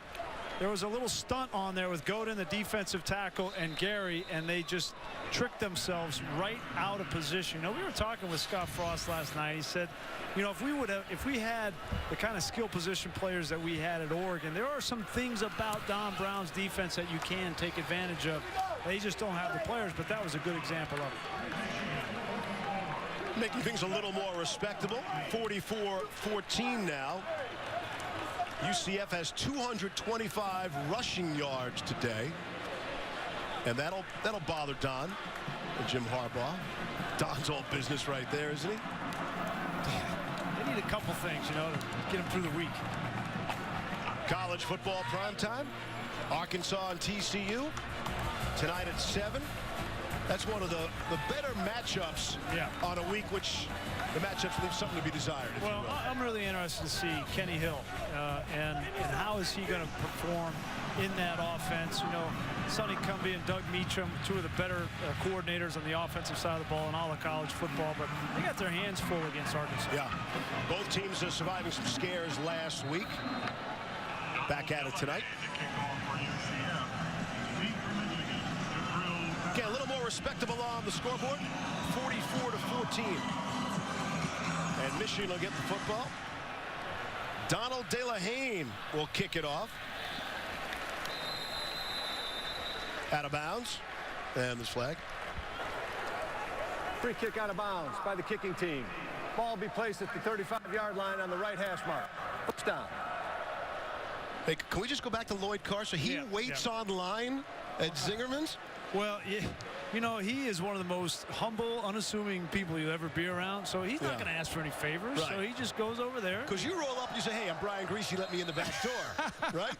No. But yeah, look at him. I mean, look at that line. And you know what? He's happy. He's probably looking at his phone saying, hey, where is Greasy? He was supposed to meet me here an hour ago. That's the impression, huh? Lofting one up. No, the impression is going to be, hey, Rishi, you set me up. They had a camera out there filming me at Zingerman's. Hey, speaking of impressions, Jim Harbaugh gave us a great impression yesterday when he said he was looking for defensive coordinators. He called up Bill Belichick. Yeah. As you would expect, Jim said he did more of the talking than Belichick did on the conversation, but gave us a pretty good impression. Pitch to Chris Evans in the backfield. And he'll go left, has the first down, and turns the corner, and they just got a piece of him. Pat Jasinski just knocked him out, or else Evans would have been gone. That was interesting, though. You know, who is Jim Harbaugh communicating with to find a new defensive coordinator? And sure enough, he calls Belichick, and Belichick says, I don't know any of these guys. Well, let me talk with my staff, and maybe I'll find somebody. And then he gets back to it, and he says, you know, but there was, you know, he lives up there, obviously, you know, Yeah. New England. There's that guy at BC. You know, his defense is pretty good. I like watching him. Boston College allowed the fewest yards per game in the country last season. Great note about Don Brown, which is really hard to believe. He's 61 years old. He's well-traveled in college football circles, but prior to coming to Ann Arbor, in his lifetime, he had never been west of Storrs, Connecticut. Think about that for a second. He's 61, and he's coaching them up on defense. How many times he get in the stands in front of us, right? He's excited about it, right? I love hearing defensive coordinators with that accent, too. Right, a little Boston and Michigan for sure. There's Jake Butt, the tight end. His 6th catch of the afternoon, has a couple of receiving touchdowns. But, you know, he's the kind of guy that Harbaugh was looking for, that aggressive attack defensively, and he just loves football. And you get the sense when you're around Jim Harbaugh, much like when, you know, you're around a John Gruden, somebody like that, they have a genuine love of the game of football. And he was telling us last year, you know, not everybody on the team a year ago when he took over had that same love of football, and that's what he was looking for in his players. Spate's still in there, up 44-14. Good pickup of the blitz. Spade on the move, throws across his body, and Butt can't haul that one in. And it'll bring up a 4th down, and Butt knows, shaking his head.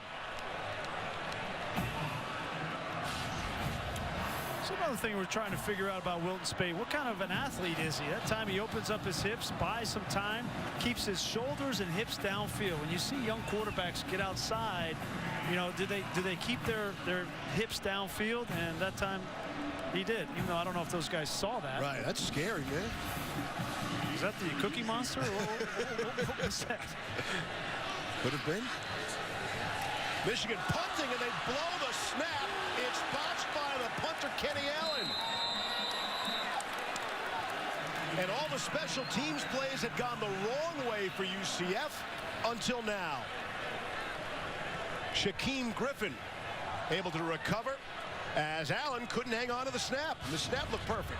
You know what? Jim Harbaugh is not going to let this crew come back and call another game. This is the same crew, TV crew that did the Michigan State game last year, and now, and now this again. I blame Bo Garrett and Schwabe. Yep. When in doubt, blame those guys. And McShay.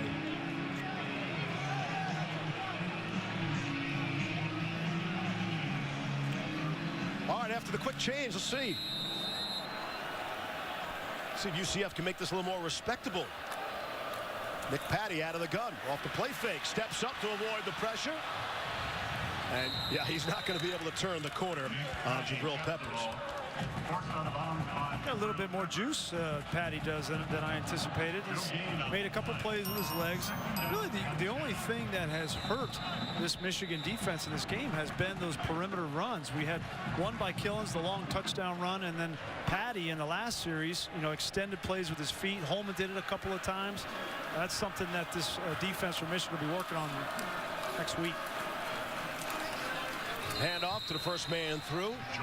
For a short gain. There's a flag on the play. Flag comes late. There is a penalty flag on the field. I think they're going to try to give Mo Hurst for a late push over the pile.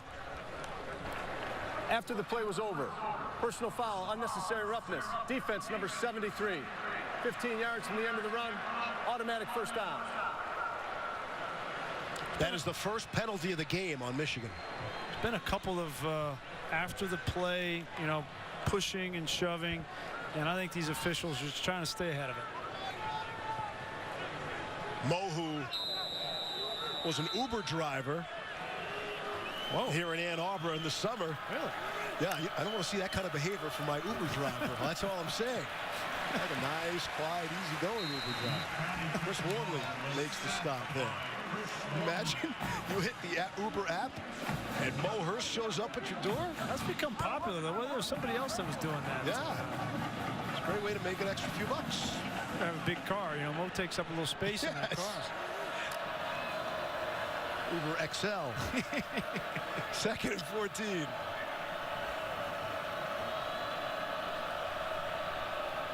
Hamilton is the single setback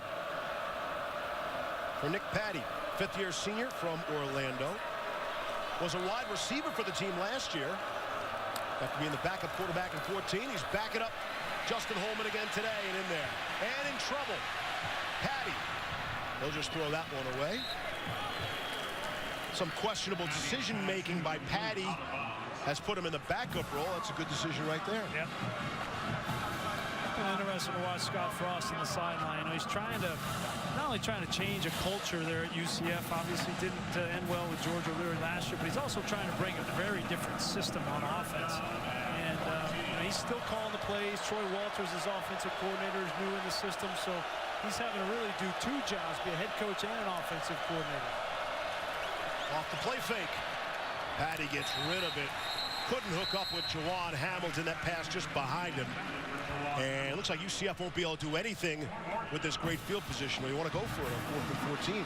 Yeah, I think, why not? I think so. You see there the offensive coordinator. So he was calling plays, during Marcus Mariota and some of the most explosive years in Oregon's history. And trying to bring it. Absolutely going for it on 4th and 14. Why not? Trailing by 30. 4.5 to play here in quarter number 3. But let's get a really good play in there. Timeout. We'll come back with that 4th and 14.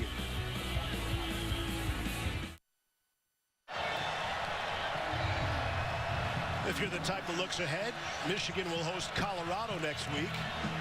In fact, they'll play their first 5 games at home. They leave the state of Michigan 1 time before November the 12th. It's like the sun is just begging to come out for the first time. Just in time for 4th and 14 for UCF. Here's Patty. Throwing sideline. Too short. Excellent coverage on the play. Was trying to get Killens coming out of the backfield. And when you say excellent, it has to be Jabril Peppers. Absolutely. They put their fastest player, Killens, in the slot. He's the one that had the long touchdown. One problem is they got another track star in Jabril Peppers in coverage. And it's just so unique, to have a player of that caliber that can run downfield with the fastest players on teams, but that can also take on offensive guards at 330 pounds inside the tackle box. It's quite a special player.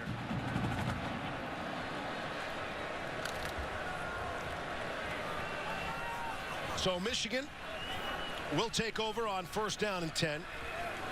I'm going to stop asking you about Spate, okay? About him still being in the game. I'm done. It went from mildly to moderate. Yes, and now the shock will come in at some point. Todd, tell me something about Peppers. Well, you see his grades just looking at him, excuse me, as a pro prospect, still putting down that sandwich. But anytime your coach compares you to Andrew Luck in terms of your football intelligence, you have it. Obviously, we see that he's able to, at all those different positions of defense, return game, and playing on offense, able to digest a lot from a football standpoint. Spate, good play to get rid of it. Ian Bunting is able to make the catch. And the only area really that I think he can improve upon, and it's interesting because with the ball skills that you see the grade, it's not as high as everything else, which is good to outstanding, but he's dropped a couple interceptions he did at least last year that I saw on tape. On the offensive side, though, he's shown that he can catch the ball. So that's one area you like to see a little bit more of the ball production on defense, but really that's about it. I was going to say, he catches punts, he catches kickoffs, he plays on offense. I need to get the ball back, man. I like it, McShay. You're grade hard. You're a hard grader there. No curve. I gave all B's and A's last week, and you guys were on me about that. Being too soft, give guys a C+, and we're all... Poor Todd, he can't win. What Peppers is really also trying to work on is he doesn't want to get dragged down from behind by the punter. That happened to him last year on trying to...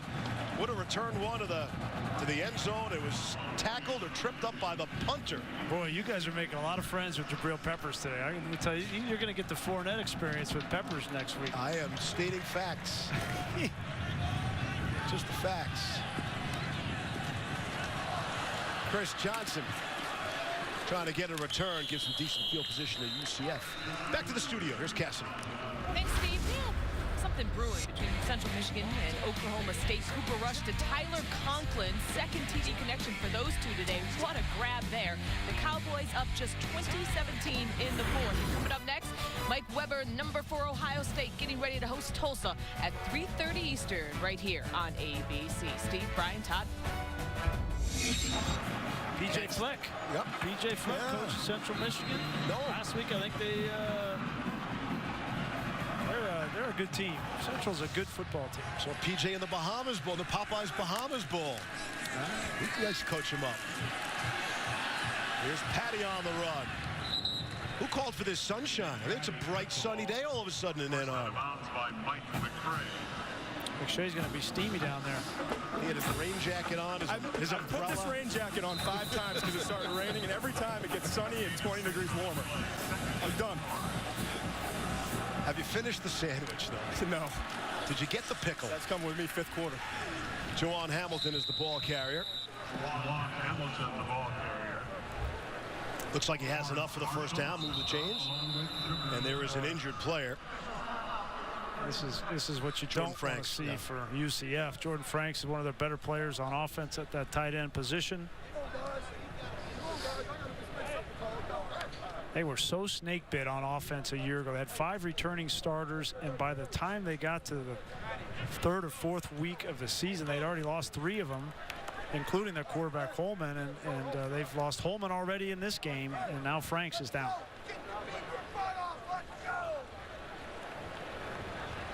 Get some help. On his own 2 legs there.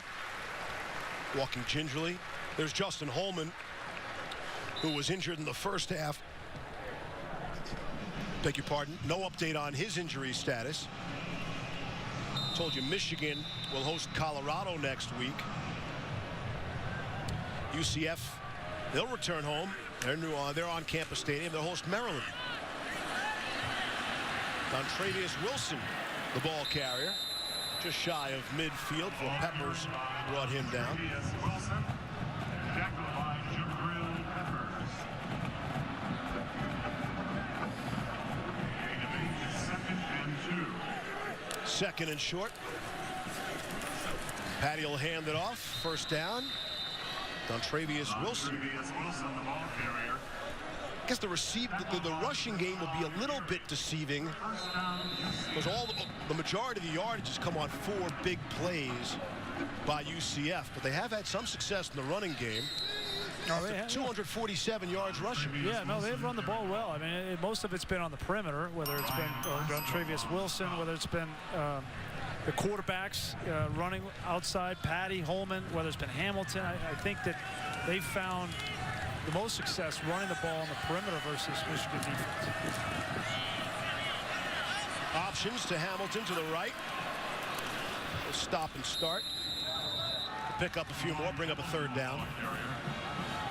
We've seen Rashawn Gary play a lot of plays in this game. We knew coming in with no Taco Charlton, who's taken the day off, and no Brian Monet, that Rashawn Gary is going to need to play a lot more snaps.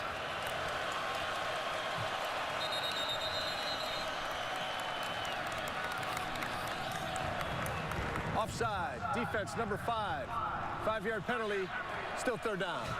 Jabril Pepper, he raised his hand like in the NBA when you get a foul called on you and you raise your hand. That's on me. My bad. Just tapped Michael Jordan there. He's such an aggressive player that he wants to get a jump on that snap. He's that kind of player that is aggressive, and he just jumped it a little too soon. Great camera work there. 3rd and 1 after the penalty. Patty will just air it out and out of bounds. Cam Stewart was kind of in the neighborhood, I guess. Patty 1 for 7 throwing football to this point. It was interesting play call right there from Scott Frost on 3rd and 1. You're going to drop back in the pocket and throw the football. You know you're going to get a pressure, and that was a wasted down. And if they went on 4th and 14, you know they're going on 4th and 1. Final minute, quarter number 3.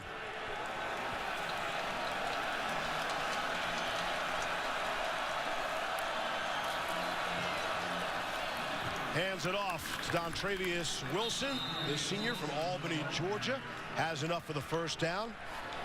Over 500 career rushing yards, and he will add to that.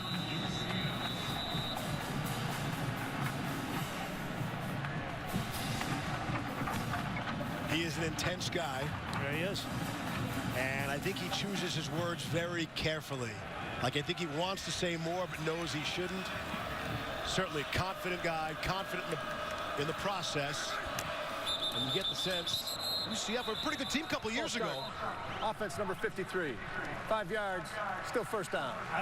I think there's no question that he was the right fit for that job. And there are so many pieces in place in Orlando at UCF. It's the largest city in America without a pro sports team. There's so many talented players down there. And Scott Frost is a great football coach. And it's only a matter of time before he gets that thing rolling. The big question will be the Big 12, right? So the Big 12 is trying to make a decision. Obviously, Houston has stated their claim. I think Houston's got to be at the top of the list. And then there's UCF, UConn, Cincy, BYU. They're all in that mix.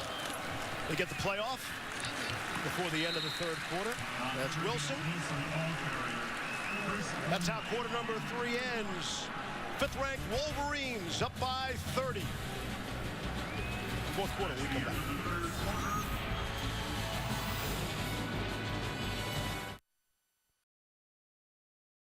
Big Shea, all with open arms, welcoming you back to ESPN on ABC College Football, presented by Walmart. You're watching the Big Ten on ABC.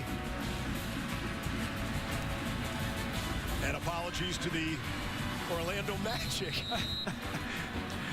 We got to double check. Maybe clean out our ears. So we thought that's what the UCF people said last time. Maybe they were talking about the biggest market in the country without a professional football team. Yeah. They certainly have a pro sports team. Shaquille O'Neal going into the Hall of Fame. How about those speeches? Him, Allen Iverson. That was something. Ooh. Oh, big hit. Ball comes out.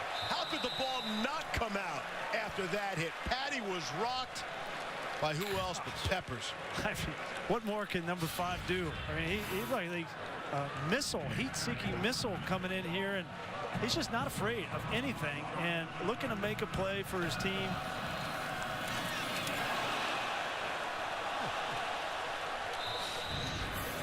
Awesome. UCF center Jason Ray able to recover that loose football. 3rd and 16 now. Here's Patty going to throw. Finds a seam and able to connect with Taylor Oldham. Still going to be short of the first down.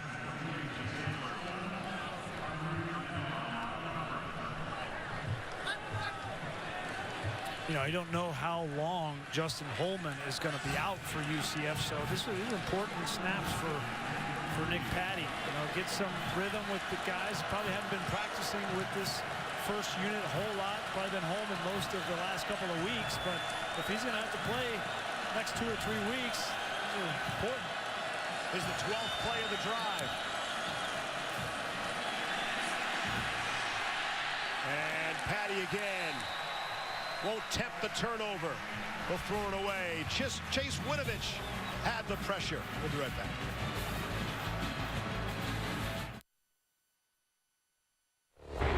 Now it's time for our AT&T Inside Access. Only former Michigan men get this kind of inside access.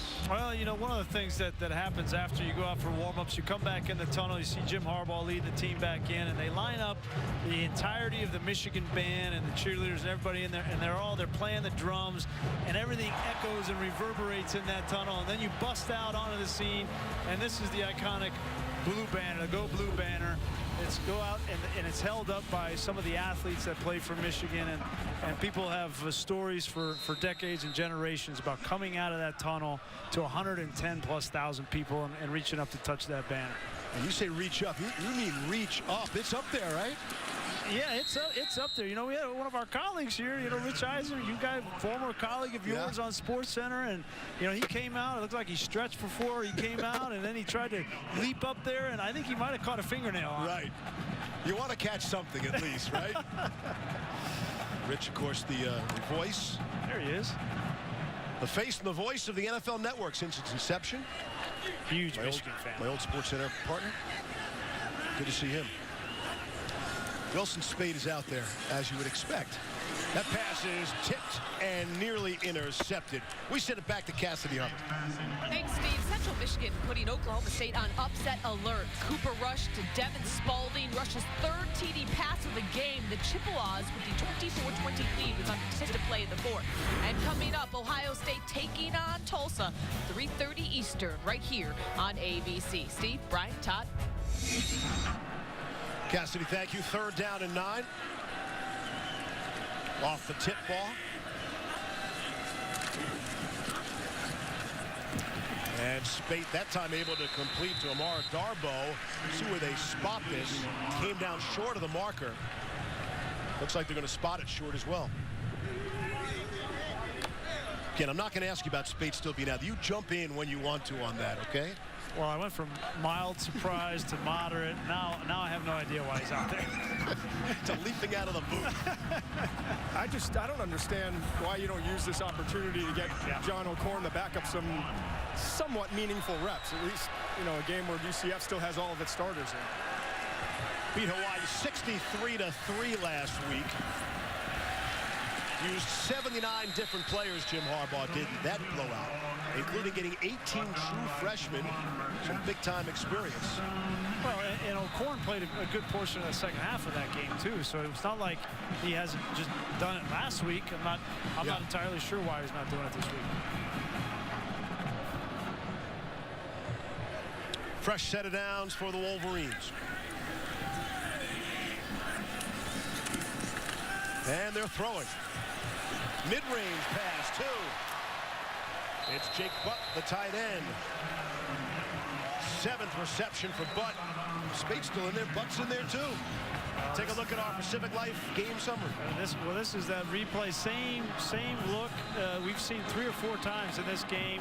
Hard play action, corner route by Jake Butt, and another accurate throw downfield off of play action.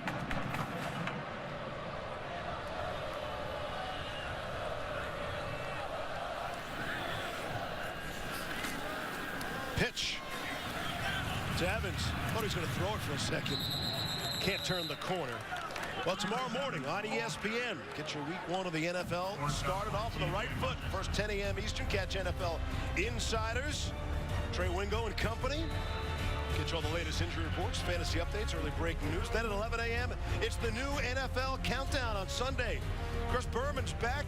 Trent Dilfer, Charles Woodson, Matt Hasselbeck, and Randy Moss take you right up to kickoff. NFL Insiders Sunday edition, followed by the new Sunday NFL Countdown tomorrow morning starting at 10 Eastern on ESPN. Here's Speight throwing. And that's a perfectly timed ball. Khalid Hill turned around, and the ball was in his numbers. So you mentioned Charles Woodson being on NFL Countdown. I was laughing because, you know, the first time he was on television in that role was that Hall of Fame game where, you know, they come out, they look at the field, and they don't end up playing the game. And I texted Charles. I said, "Welcome to TV. Now Phil for 3 hours." Right. He started laughing. Hurry up and wait. He's gonna be great doing NFL for us. Yeah, he's great at everything, right? He's always been a talented guy. Wide open. Darboh has plenty of running room, and he'll get there. Touchdown, Michigan.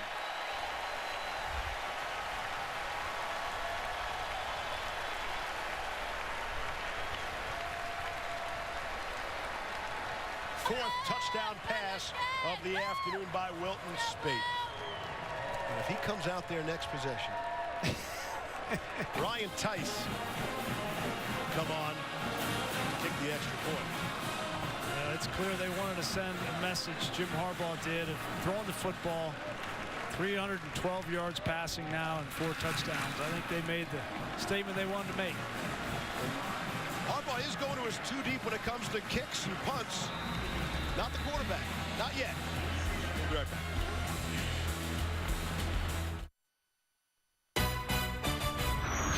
College football presented by Walmart. This season, celebrate game time with savings from Walmart. And in part by Dr. Pepper. It's a college tradition. Beat Hawaii 63-3 last week. And now up over Central Florida. UCF 51 to 14. I'm going to do some math here for you. Carried 4, 11. Stay with me, Greasy. Got my calculator. 114. I don't want to tax Marty with this. 114 to 17. They have outscored their opponents so far. Still got 10 minutes to play. This would be a good time to take a look at our Pacific Life game summary. And a lot of special teams, tips, blocks, whatever you want to call them. They were game changers for Michigan in the first half. They set up, Wormley did with this blocked kick for a touchdown, and then Wilton Spate. It's been all Wilton Spate throughout this game. Wanted to see if he could put back-to-back positive games together, and he has done that in spades. 4 touchdowns. He's been accurate. He has been tall in the pocket. He's got great protection from that offensive line, and Jim Harbaugh, I'm sure, will have great things to say about his quarterback after this one. And already the beauty of this game for Harbaugh from the coaching perspective, they still have things they can point to they didn't do well, which is a great coaching tool. Win a blowout game and still be able to point at some things that didn't go well. Not to be confused with Wilton Spate, you know. Yeah. He walked in and he kind of took us aback. You know? Absolutely. How many Harbaughs are there? 2nd and 5. Dontravius Wilson, the ball carried in one.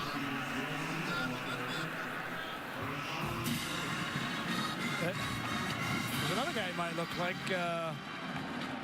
roaming the sidelines with the pastrami hanging out of his mouth. Separated at birth. I actually think that one's better than the Harbaugh one.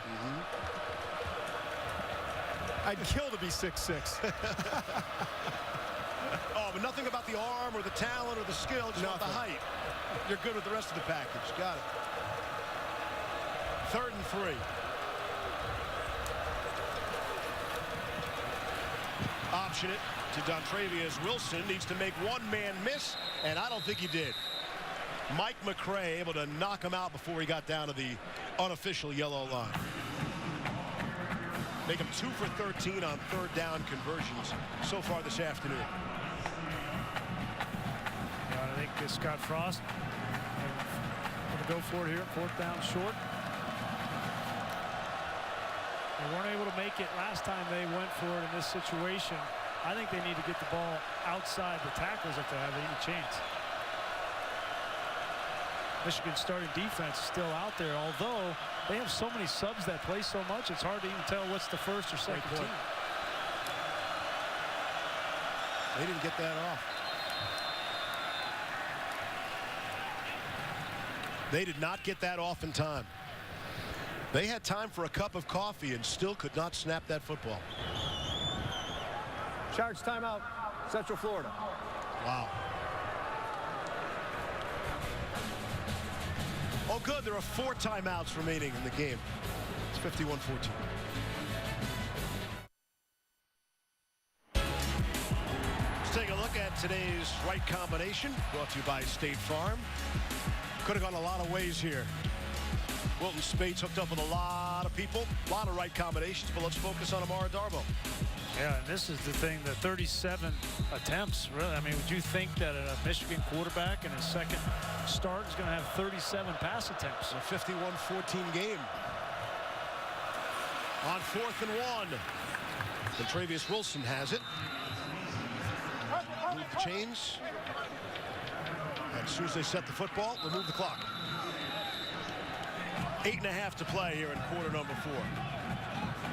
Wilson has been the go-to guy here, his 4th straight rush.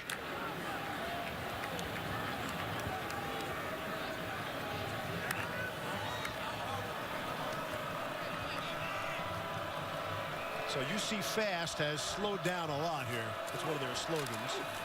They want to go fast. They want to be like Oregon on offense. They want to be healthy coming out of this defense. But they're taking their sweep time now. Of course, the NFL's back tomorrow. That means Monday Night Football back with the annual Week 1 doubleheader. First at 6:55 Eastern. Big Ben Antonio Brown of the Steelers take on Josh Norman of the Redskins. That'll be fun. Then the nightcap. The 49ers host Todd Gurley and the LA Rams. Coverage kicks off with Monday Night Countdown served by Applebee's at 5 Eastern on ESPN. Jordan Atkins able to make the catch for another first down for UCF. Where are you going to be? I'll be in D.C. With the Redskins? That'll be good. Redskins and Steelers on opening night for Monday Night Football. I'm looking forward to seeing Kirk Cousins. He's one of my favorite young players coming out of college. And I think he's got what it takes. A lot of people counted him out. You know, not a big guy, but he's smart, accurate. Obviously, we know he's a competitor. We like that. You know, love that kid. Love that kid. DC's favorite son is Marty Aronoff, our legendary statistician. He tells us in Washington they are fired up more than usual. I mean, it's a Redskins town, but they are fired up more than usual about this year's Redskins squad. So we'll see. Tough first opponent, the Steelers. A lot of people like Pittsburgh this season.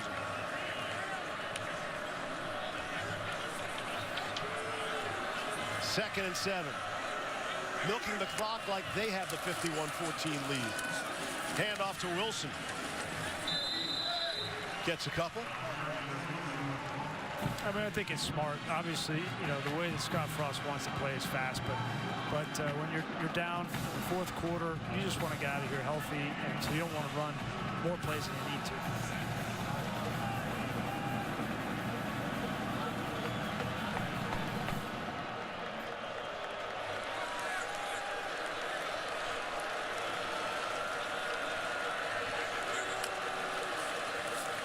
Patty to throw.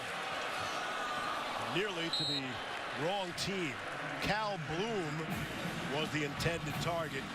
Cal is the son of former pro wrestler Wayne the Train Bloom, part of the tag team, the Destruction Crew. I am so glad we got to bring up Cal's name because I was sitting on that one for a long time. I can't believe that even got on your board, much less into the broadcast. Come on, man. Pro wrestling. My dad used to take me Nassau Coliseum. I loved S.D. Jones, Special Delivery Jones. Oh, yeah, that's a classic. Here's Patty on 4th and 6. He's dropped well shy of the marker by who else but Jabril Peppers. They'll turn it over on downs. Michigan football up 51-14 when we come back.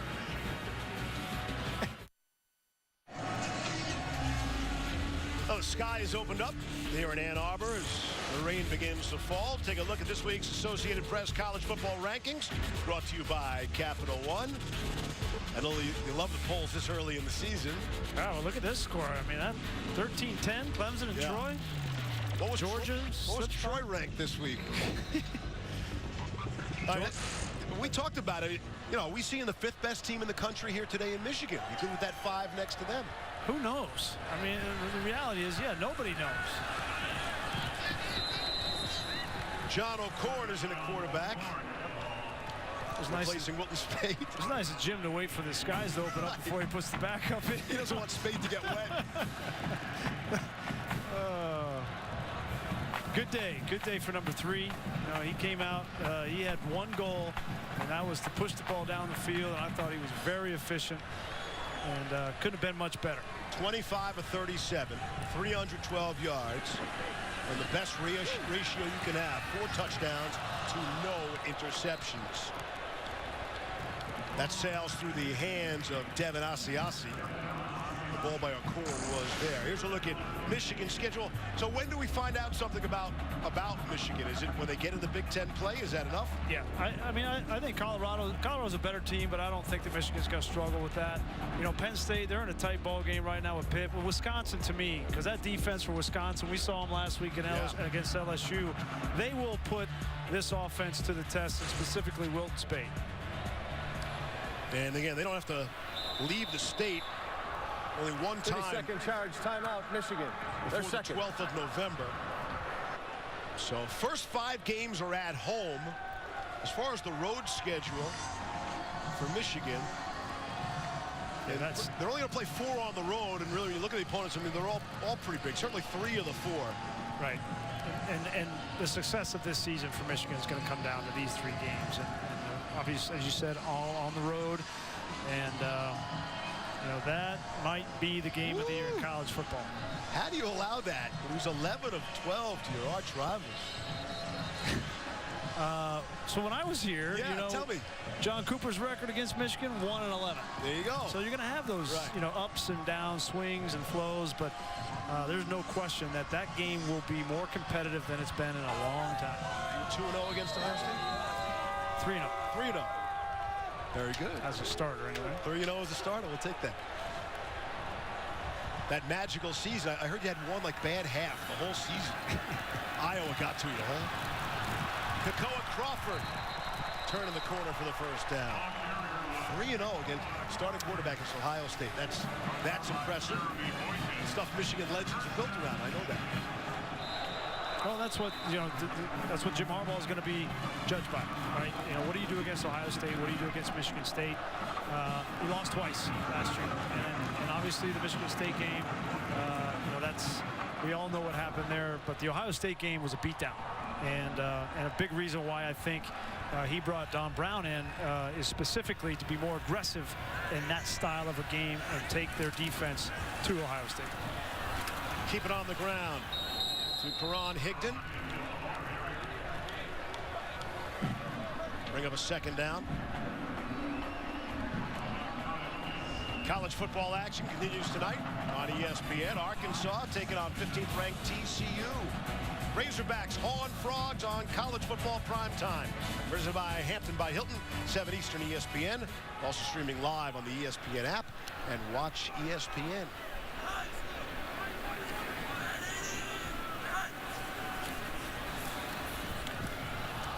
O'Korn hooks up with Kakoa Crawford, had it, and then he didn't. Juggled and dropped.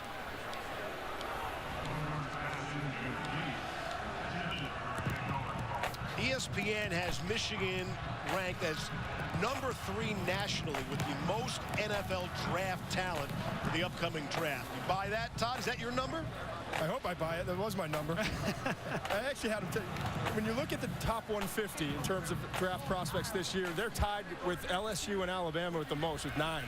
And even the Senior Bowl puts out a preseason list of top 300. They had more than any other team in the country, any other school in the country, with 15 overall prospects in the top 300. So you look at what happened. I mean, obviously there are a lot of circumstances. Brady Hoke, Rich Rodriguez, 46 and 42 combined. But clearly there was a lack of talent, and it went on for too long. Devin Funchess is the only former Wolverine that was drafted in the first 4 rounds as an offensive skilled player. So, and Taylor Lewan, the only first-round pick in the past 6 drafts. But that's going to change this year. You can tell, obviously, Jim Harbaugh doing a great job coaching, but a lot of that talent was already here, and Brady Hoke was starting to bring it in. He just was not able to win enough games to keep the job. Going for it on 4th and 1, and throwing for it, and completing the hill out of the backfield for the first down. All right, so Todd, look, there are draft picks and there are draft picks. So of the 9, you know, how we're talking, you know, high-ranking draft picks. Jabril Peppers and Jake Butt. Jabril Peppers is probably a first-round pick. Jake Butt is probably a second-rounder. Jordan Lewis, the cornerback. J.U. Chesson, the wide receiver. Chris Wormley and Taco Charlton, both defensive linemen. All of those guys are in the first 3 rounds. So it's not just a bunch of day 3 prospects. We're talking about a handful of guys that are going to be first, second, third-round draft picks. And should point out that Michigan just had the number 6 recruiting class. So they continue to funnel players through the pipeline. Send it back to Cassidy for an update.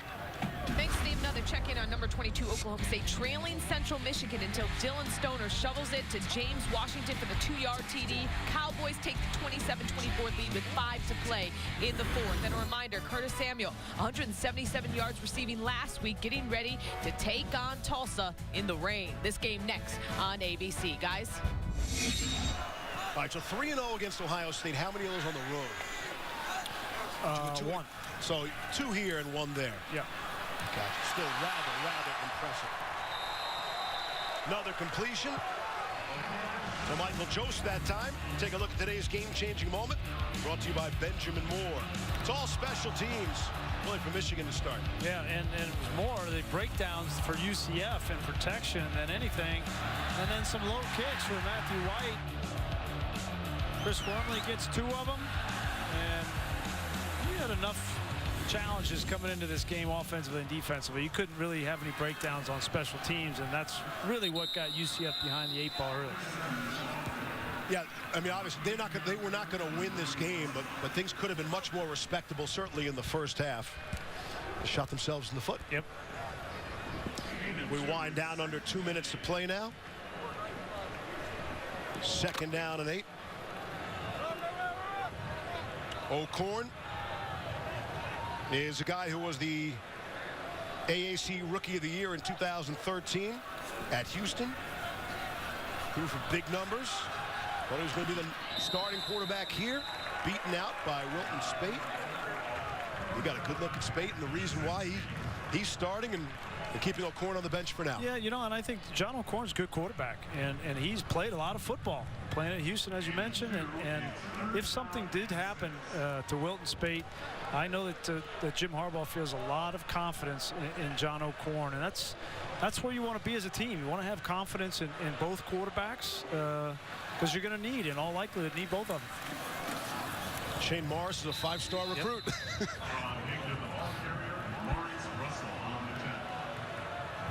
Bring up 4th down. But I think it is, you know, to Todd's point about how much talent is here now, you got to give a lot of credit to Brady Hoke. Now, I don't think people give him enough credit because a lot of the players Jim Harbaugh is taking advantage of right now were recruited and brought to Michigan under Brady Hoke. Anybody that's a freshman or sophomore obviously belong to Jim Harbaugh, but he's taken them and he's developed them and he's made them believe that they can be better. And he's also going for it on 4th and 4 of 51-14. Classic thing to do is go for it there and then take a knee. Okay.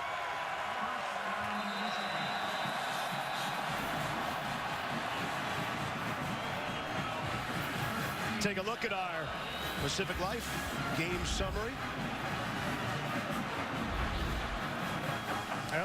Wilton Spate is the story of the game. I mean, no matter which way you cut it, this offense came out and they threw the football. They were efficient. They scored consistently, and Michigan's going to go home with their 2nd victory of the year. Handed off to Michael Hirsch. Hirsch is one of those great stories. Graduated from Harvard, worked on Wall Street, had a rare blood vessel disease, wanted to play college football. Saw some action last week. Another of many great stories for Michigan. And that's the final play of the game. It ends on a Hirsch carry. Tough to imagine the day to have gone any better for the Wolverines. They win 51-14. Coming up next on ABC, stay tuned for more college football action as Tulsa takes on 4th-ranked Ohio State. Thanks for joining us. For Brian Greasy, Todd McShay, and our outstanding crew, I'm Steve Levy. So long from Ann Arbor. Enjoy the rest of your football weekend, everybody.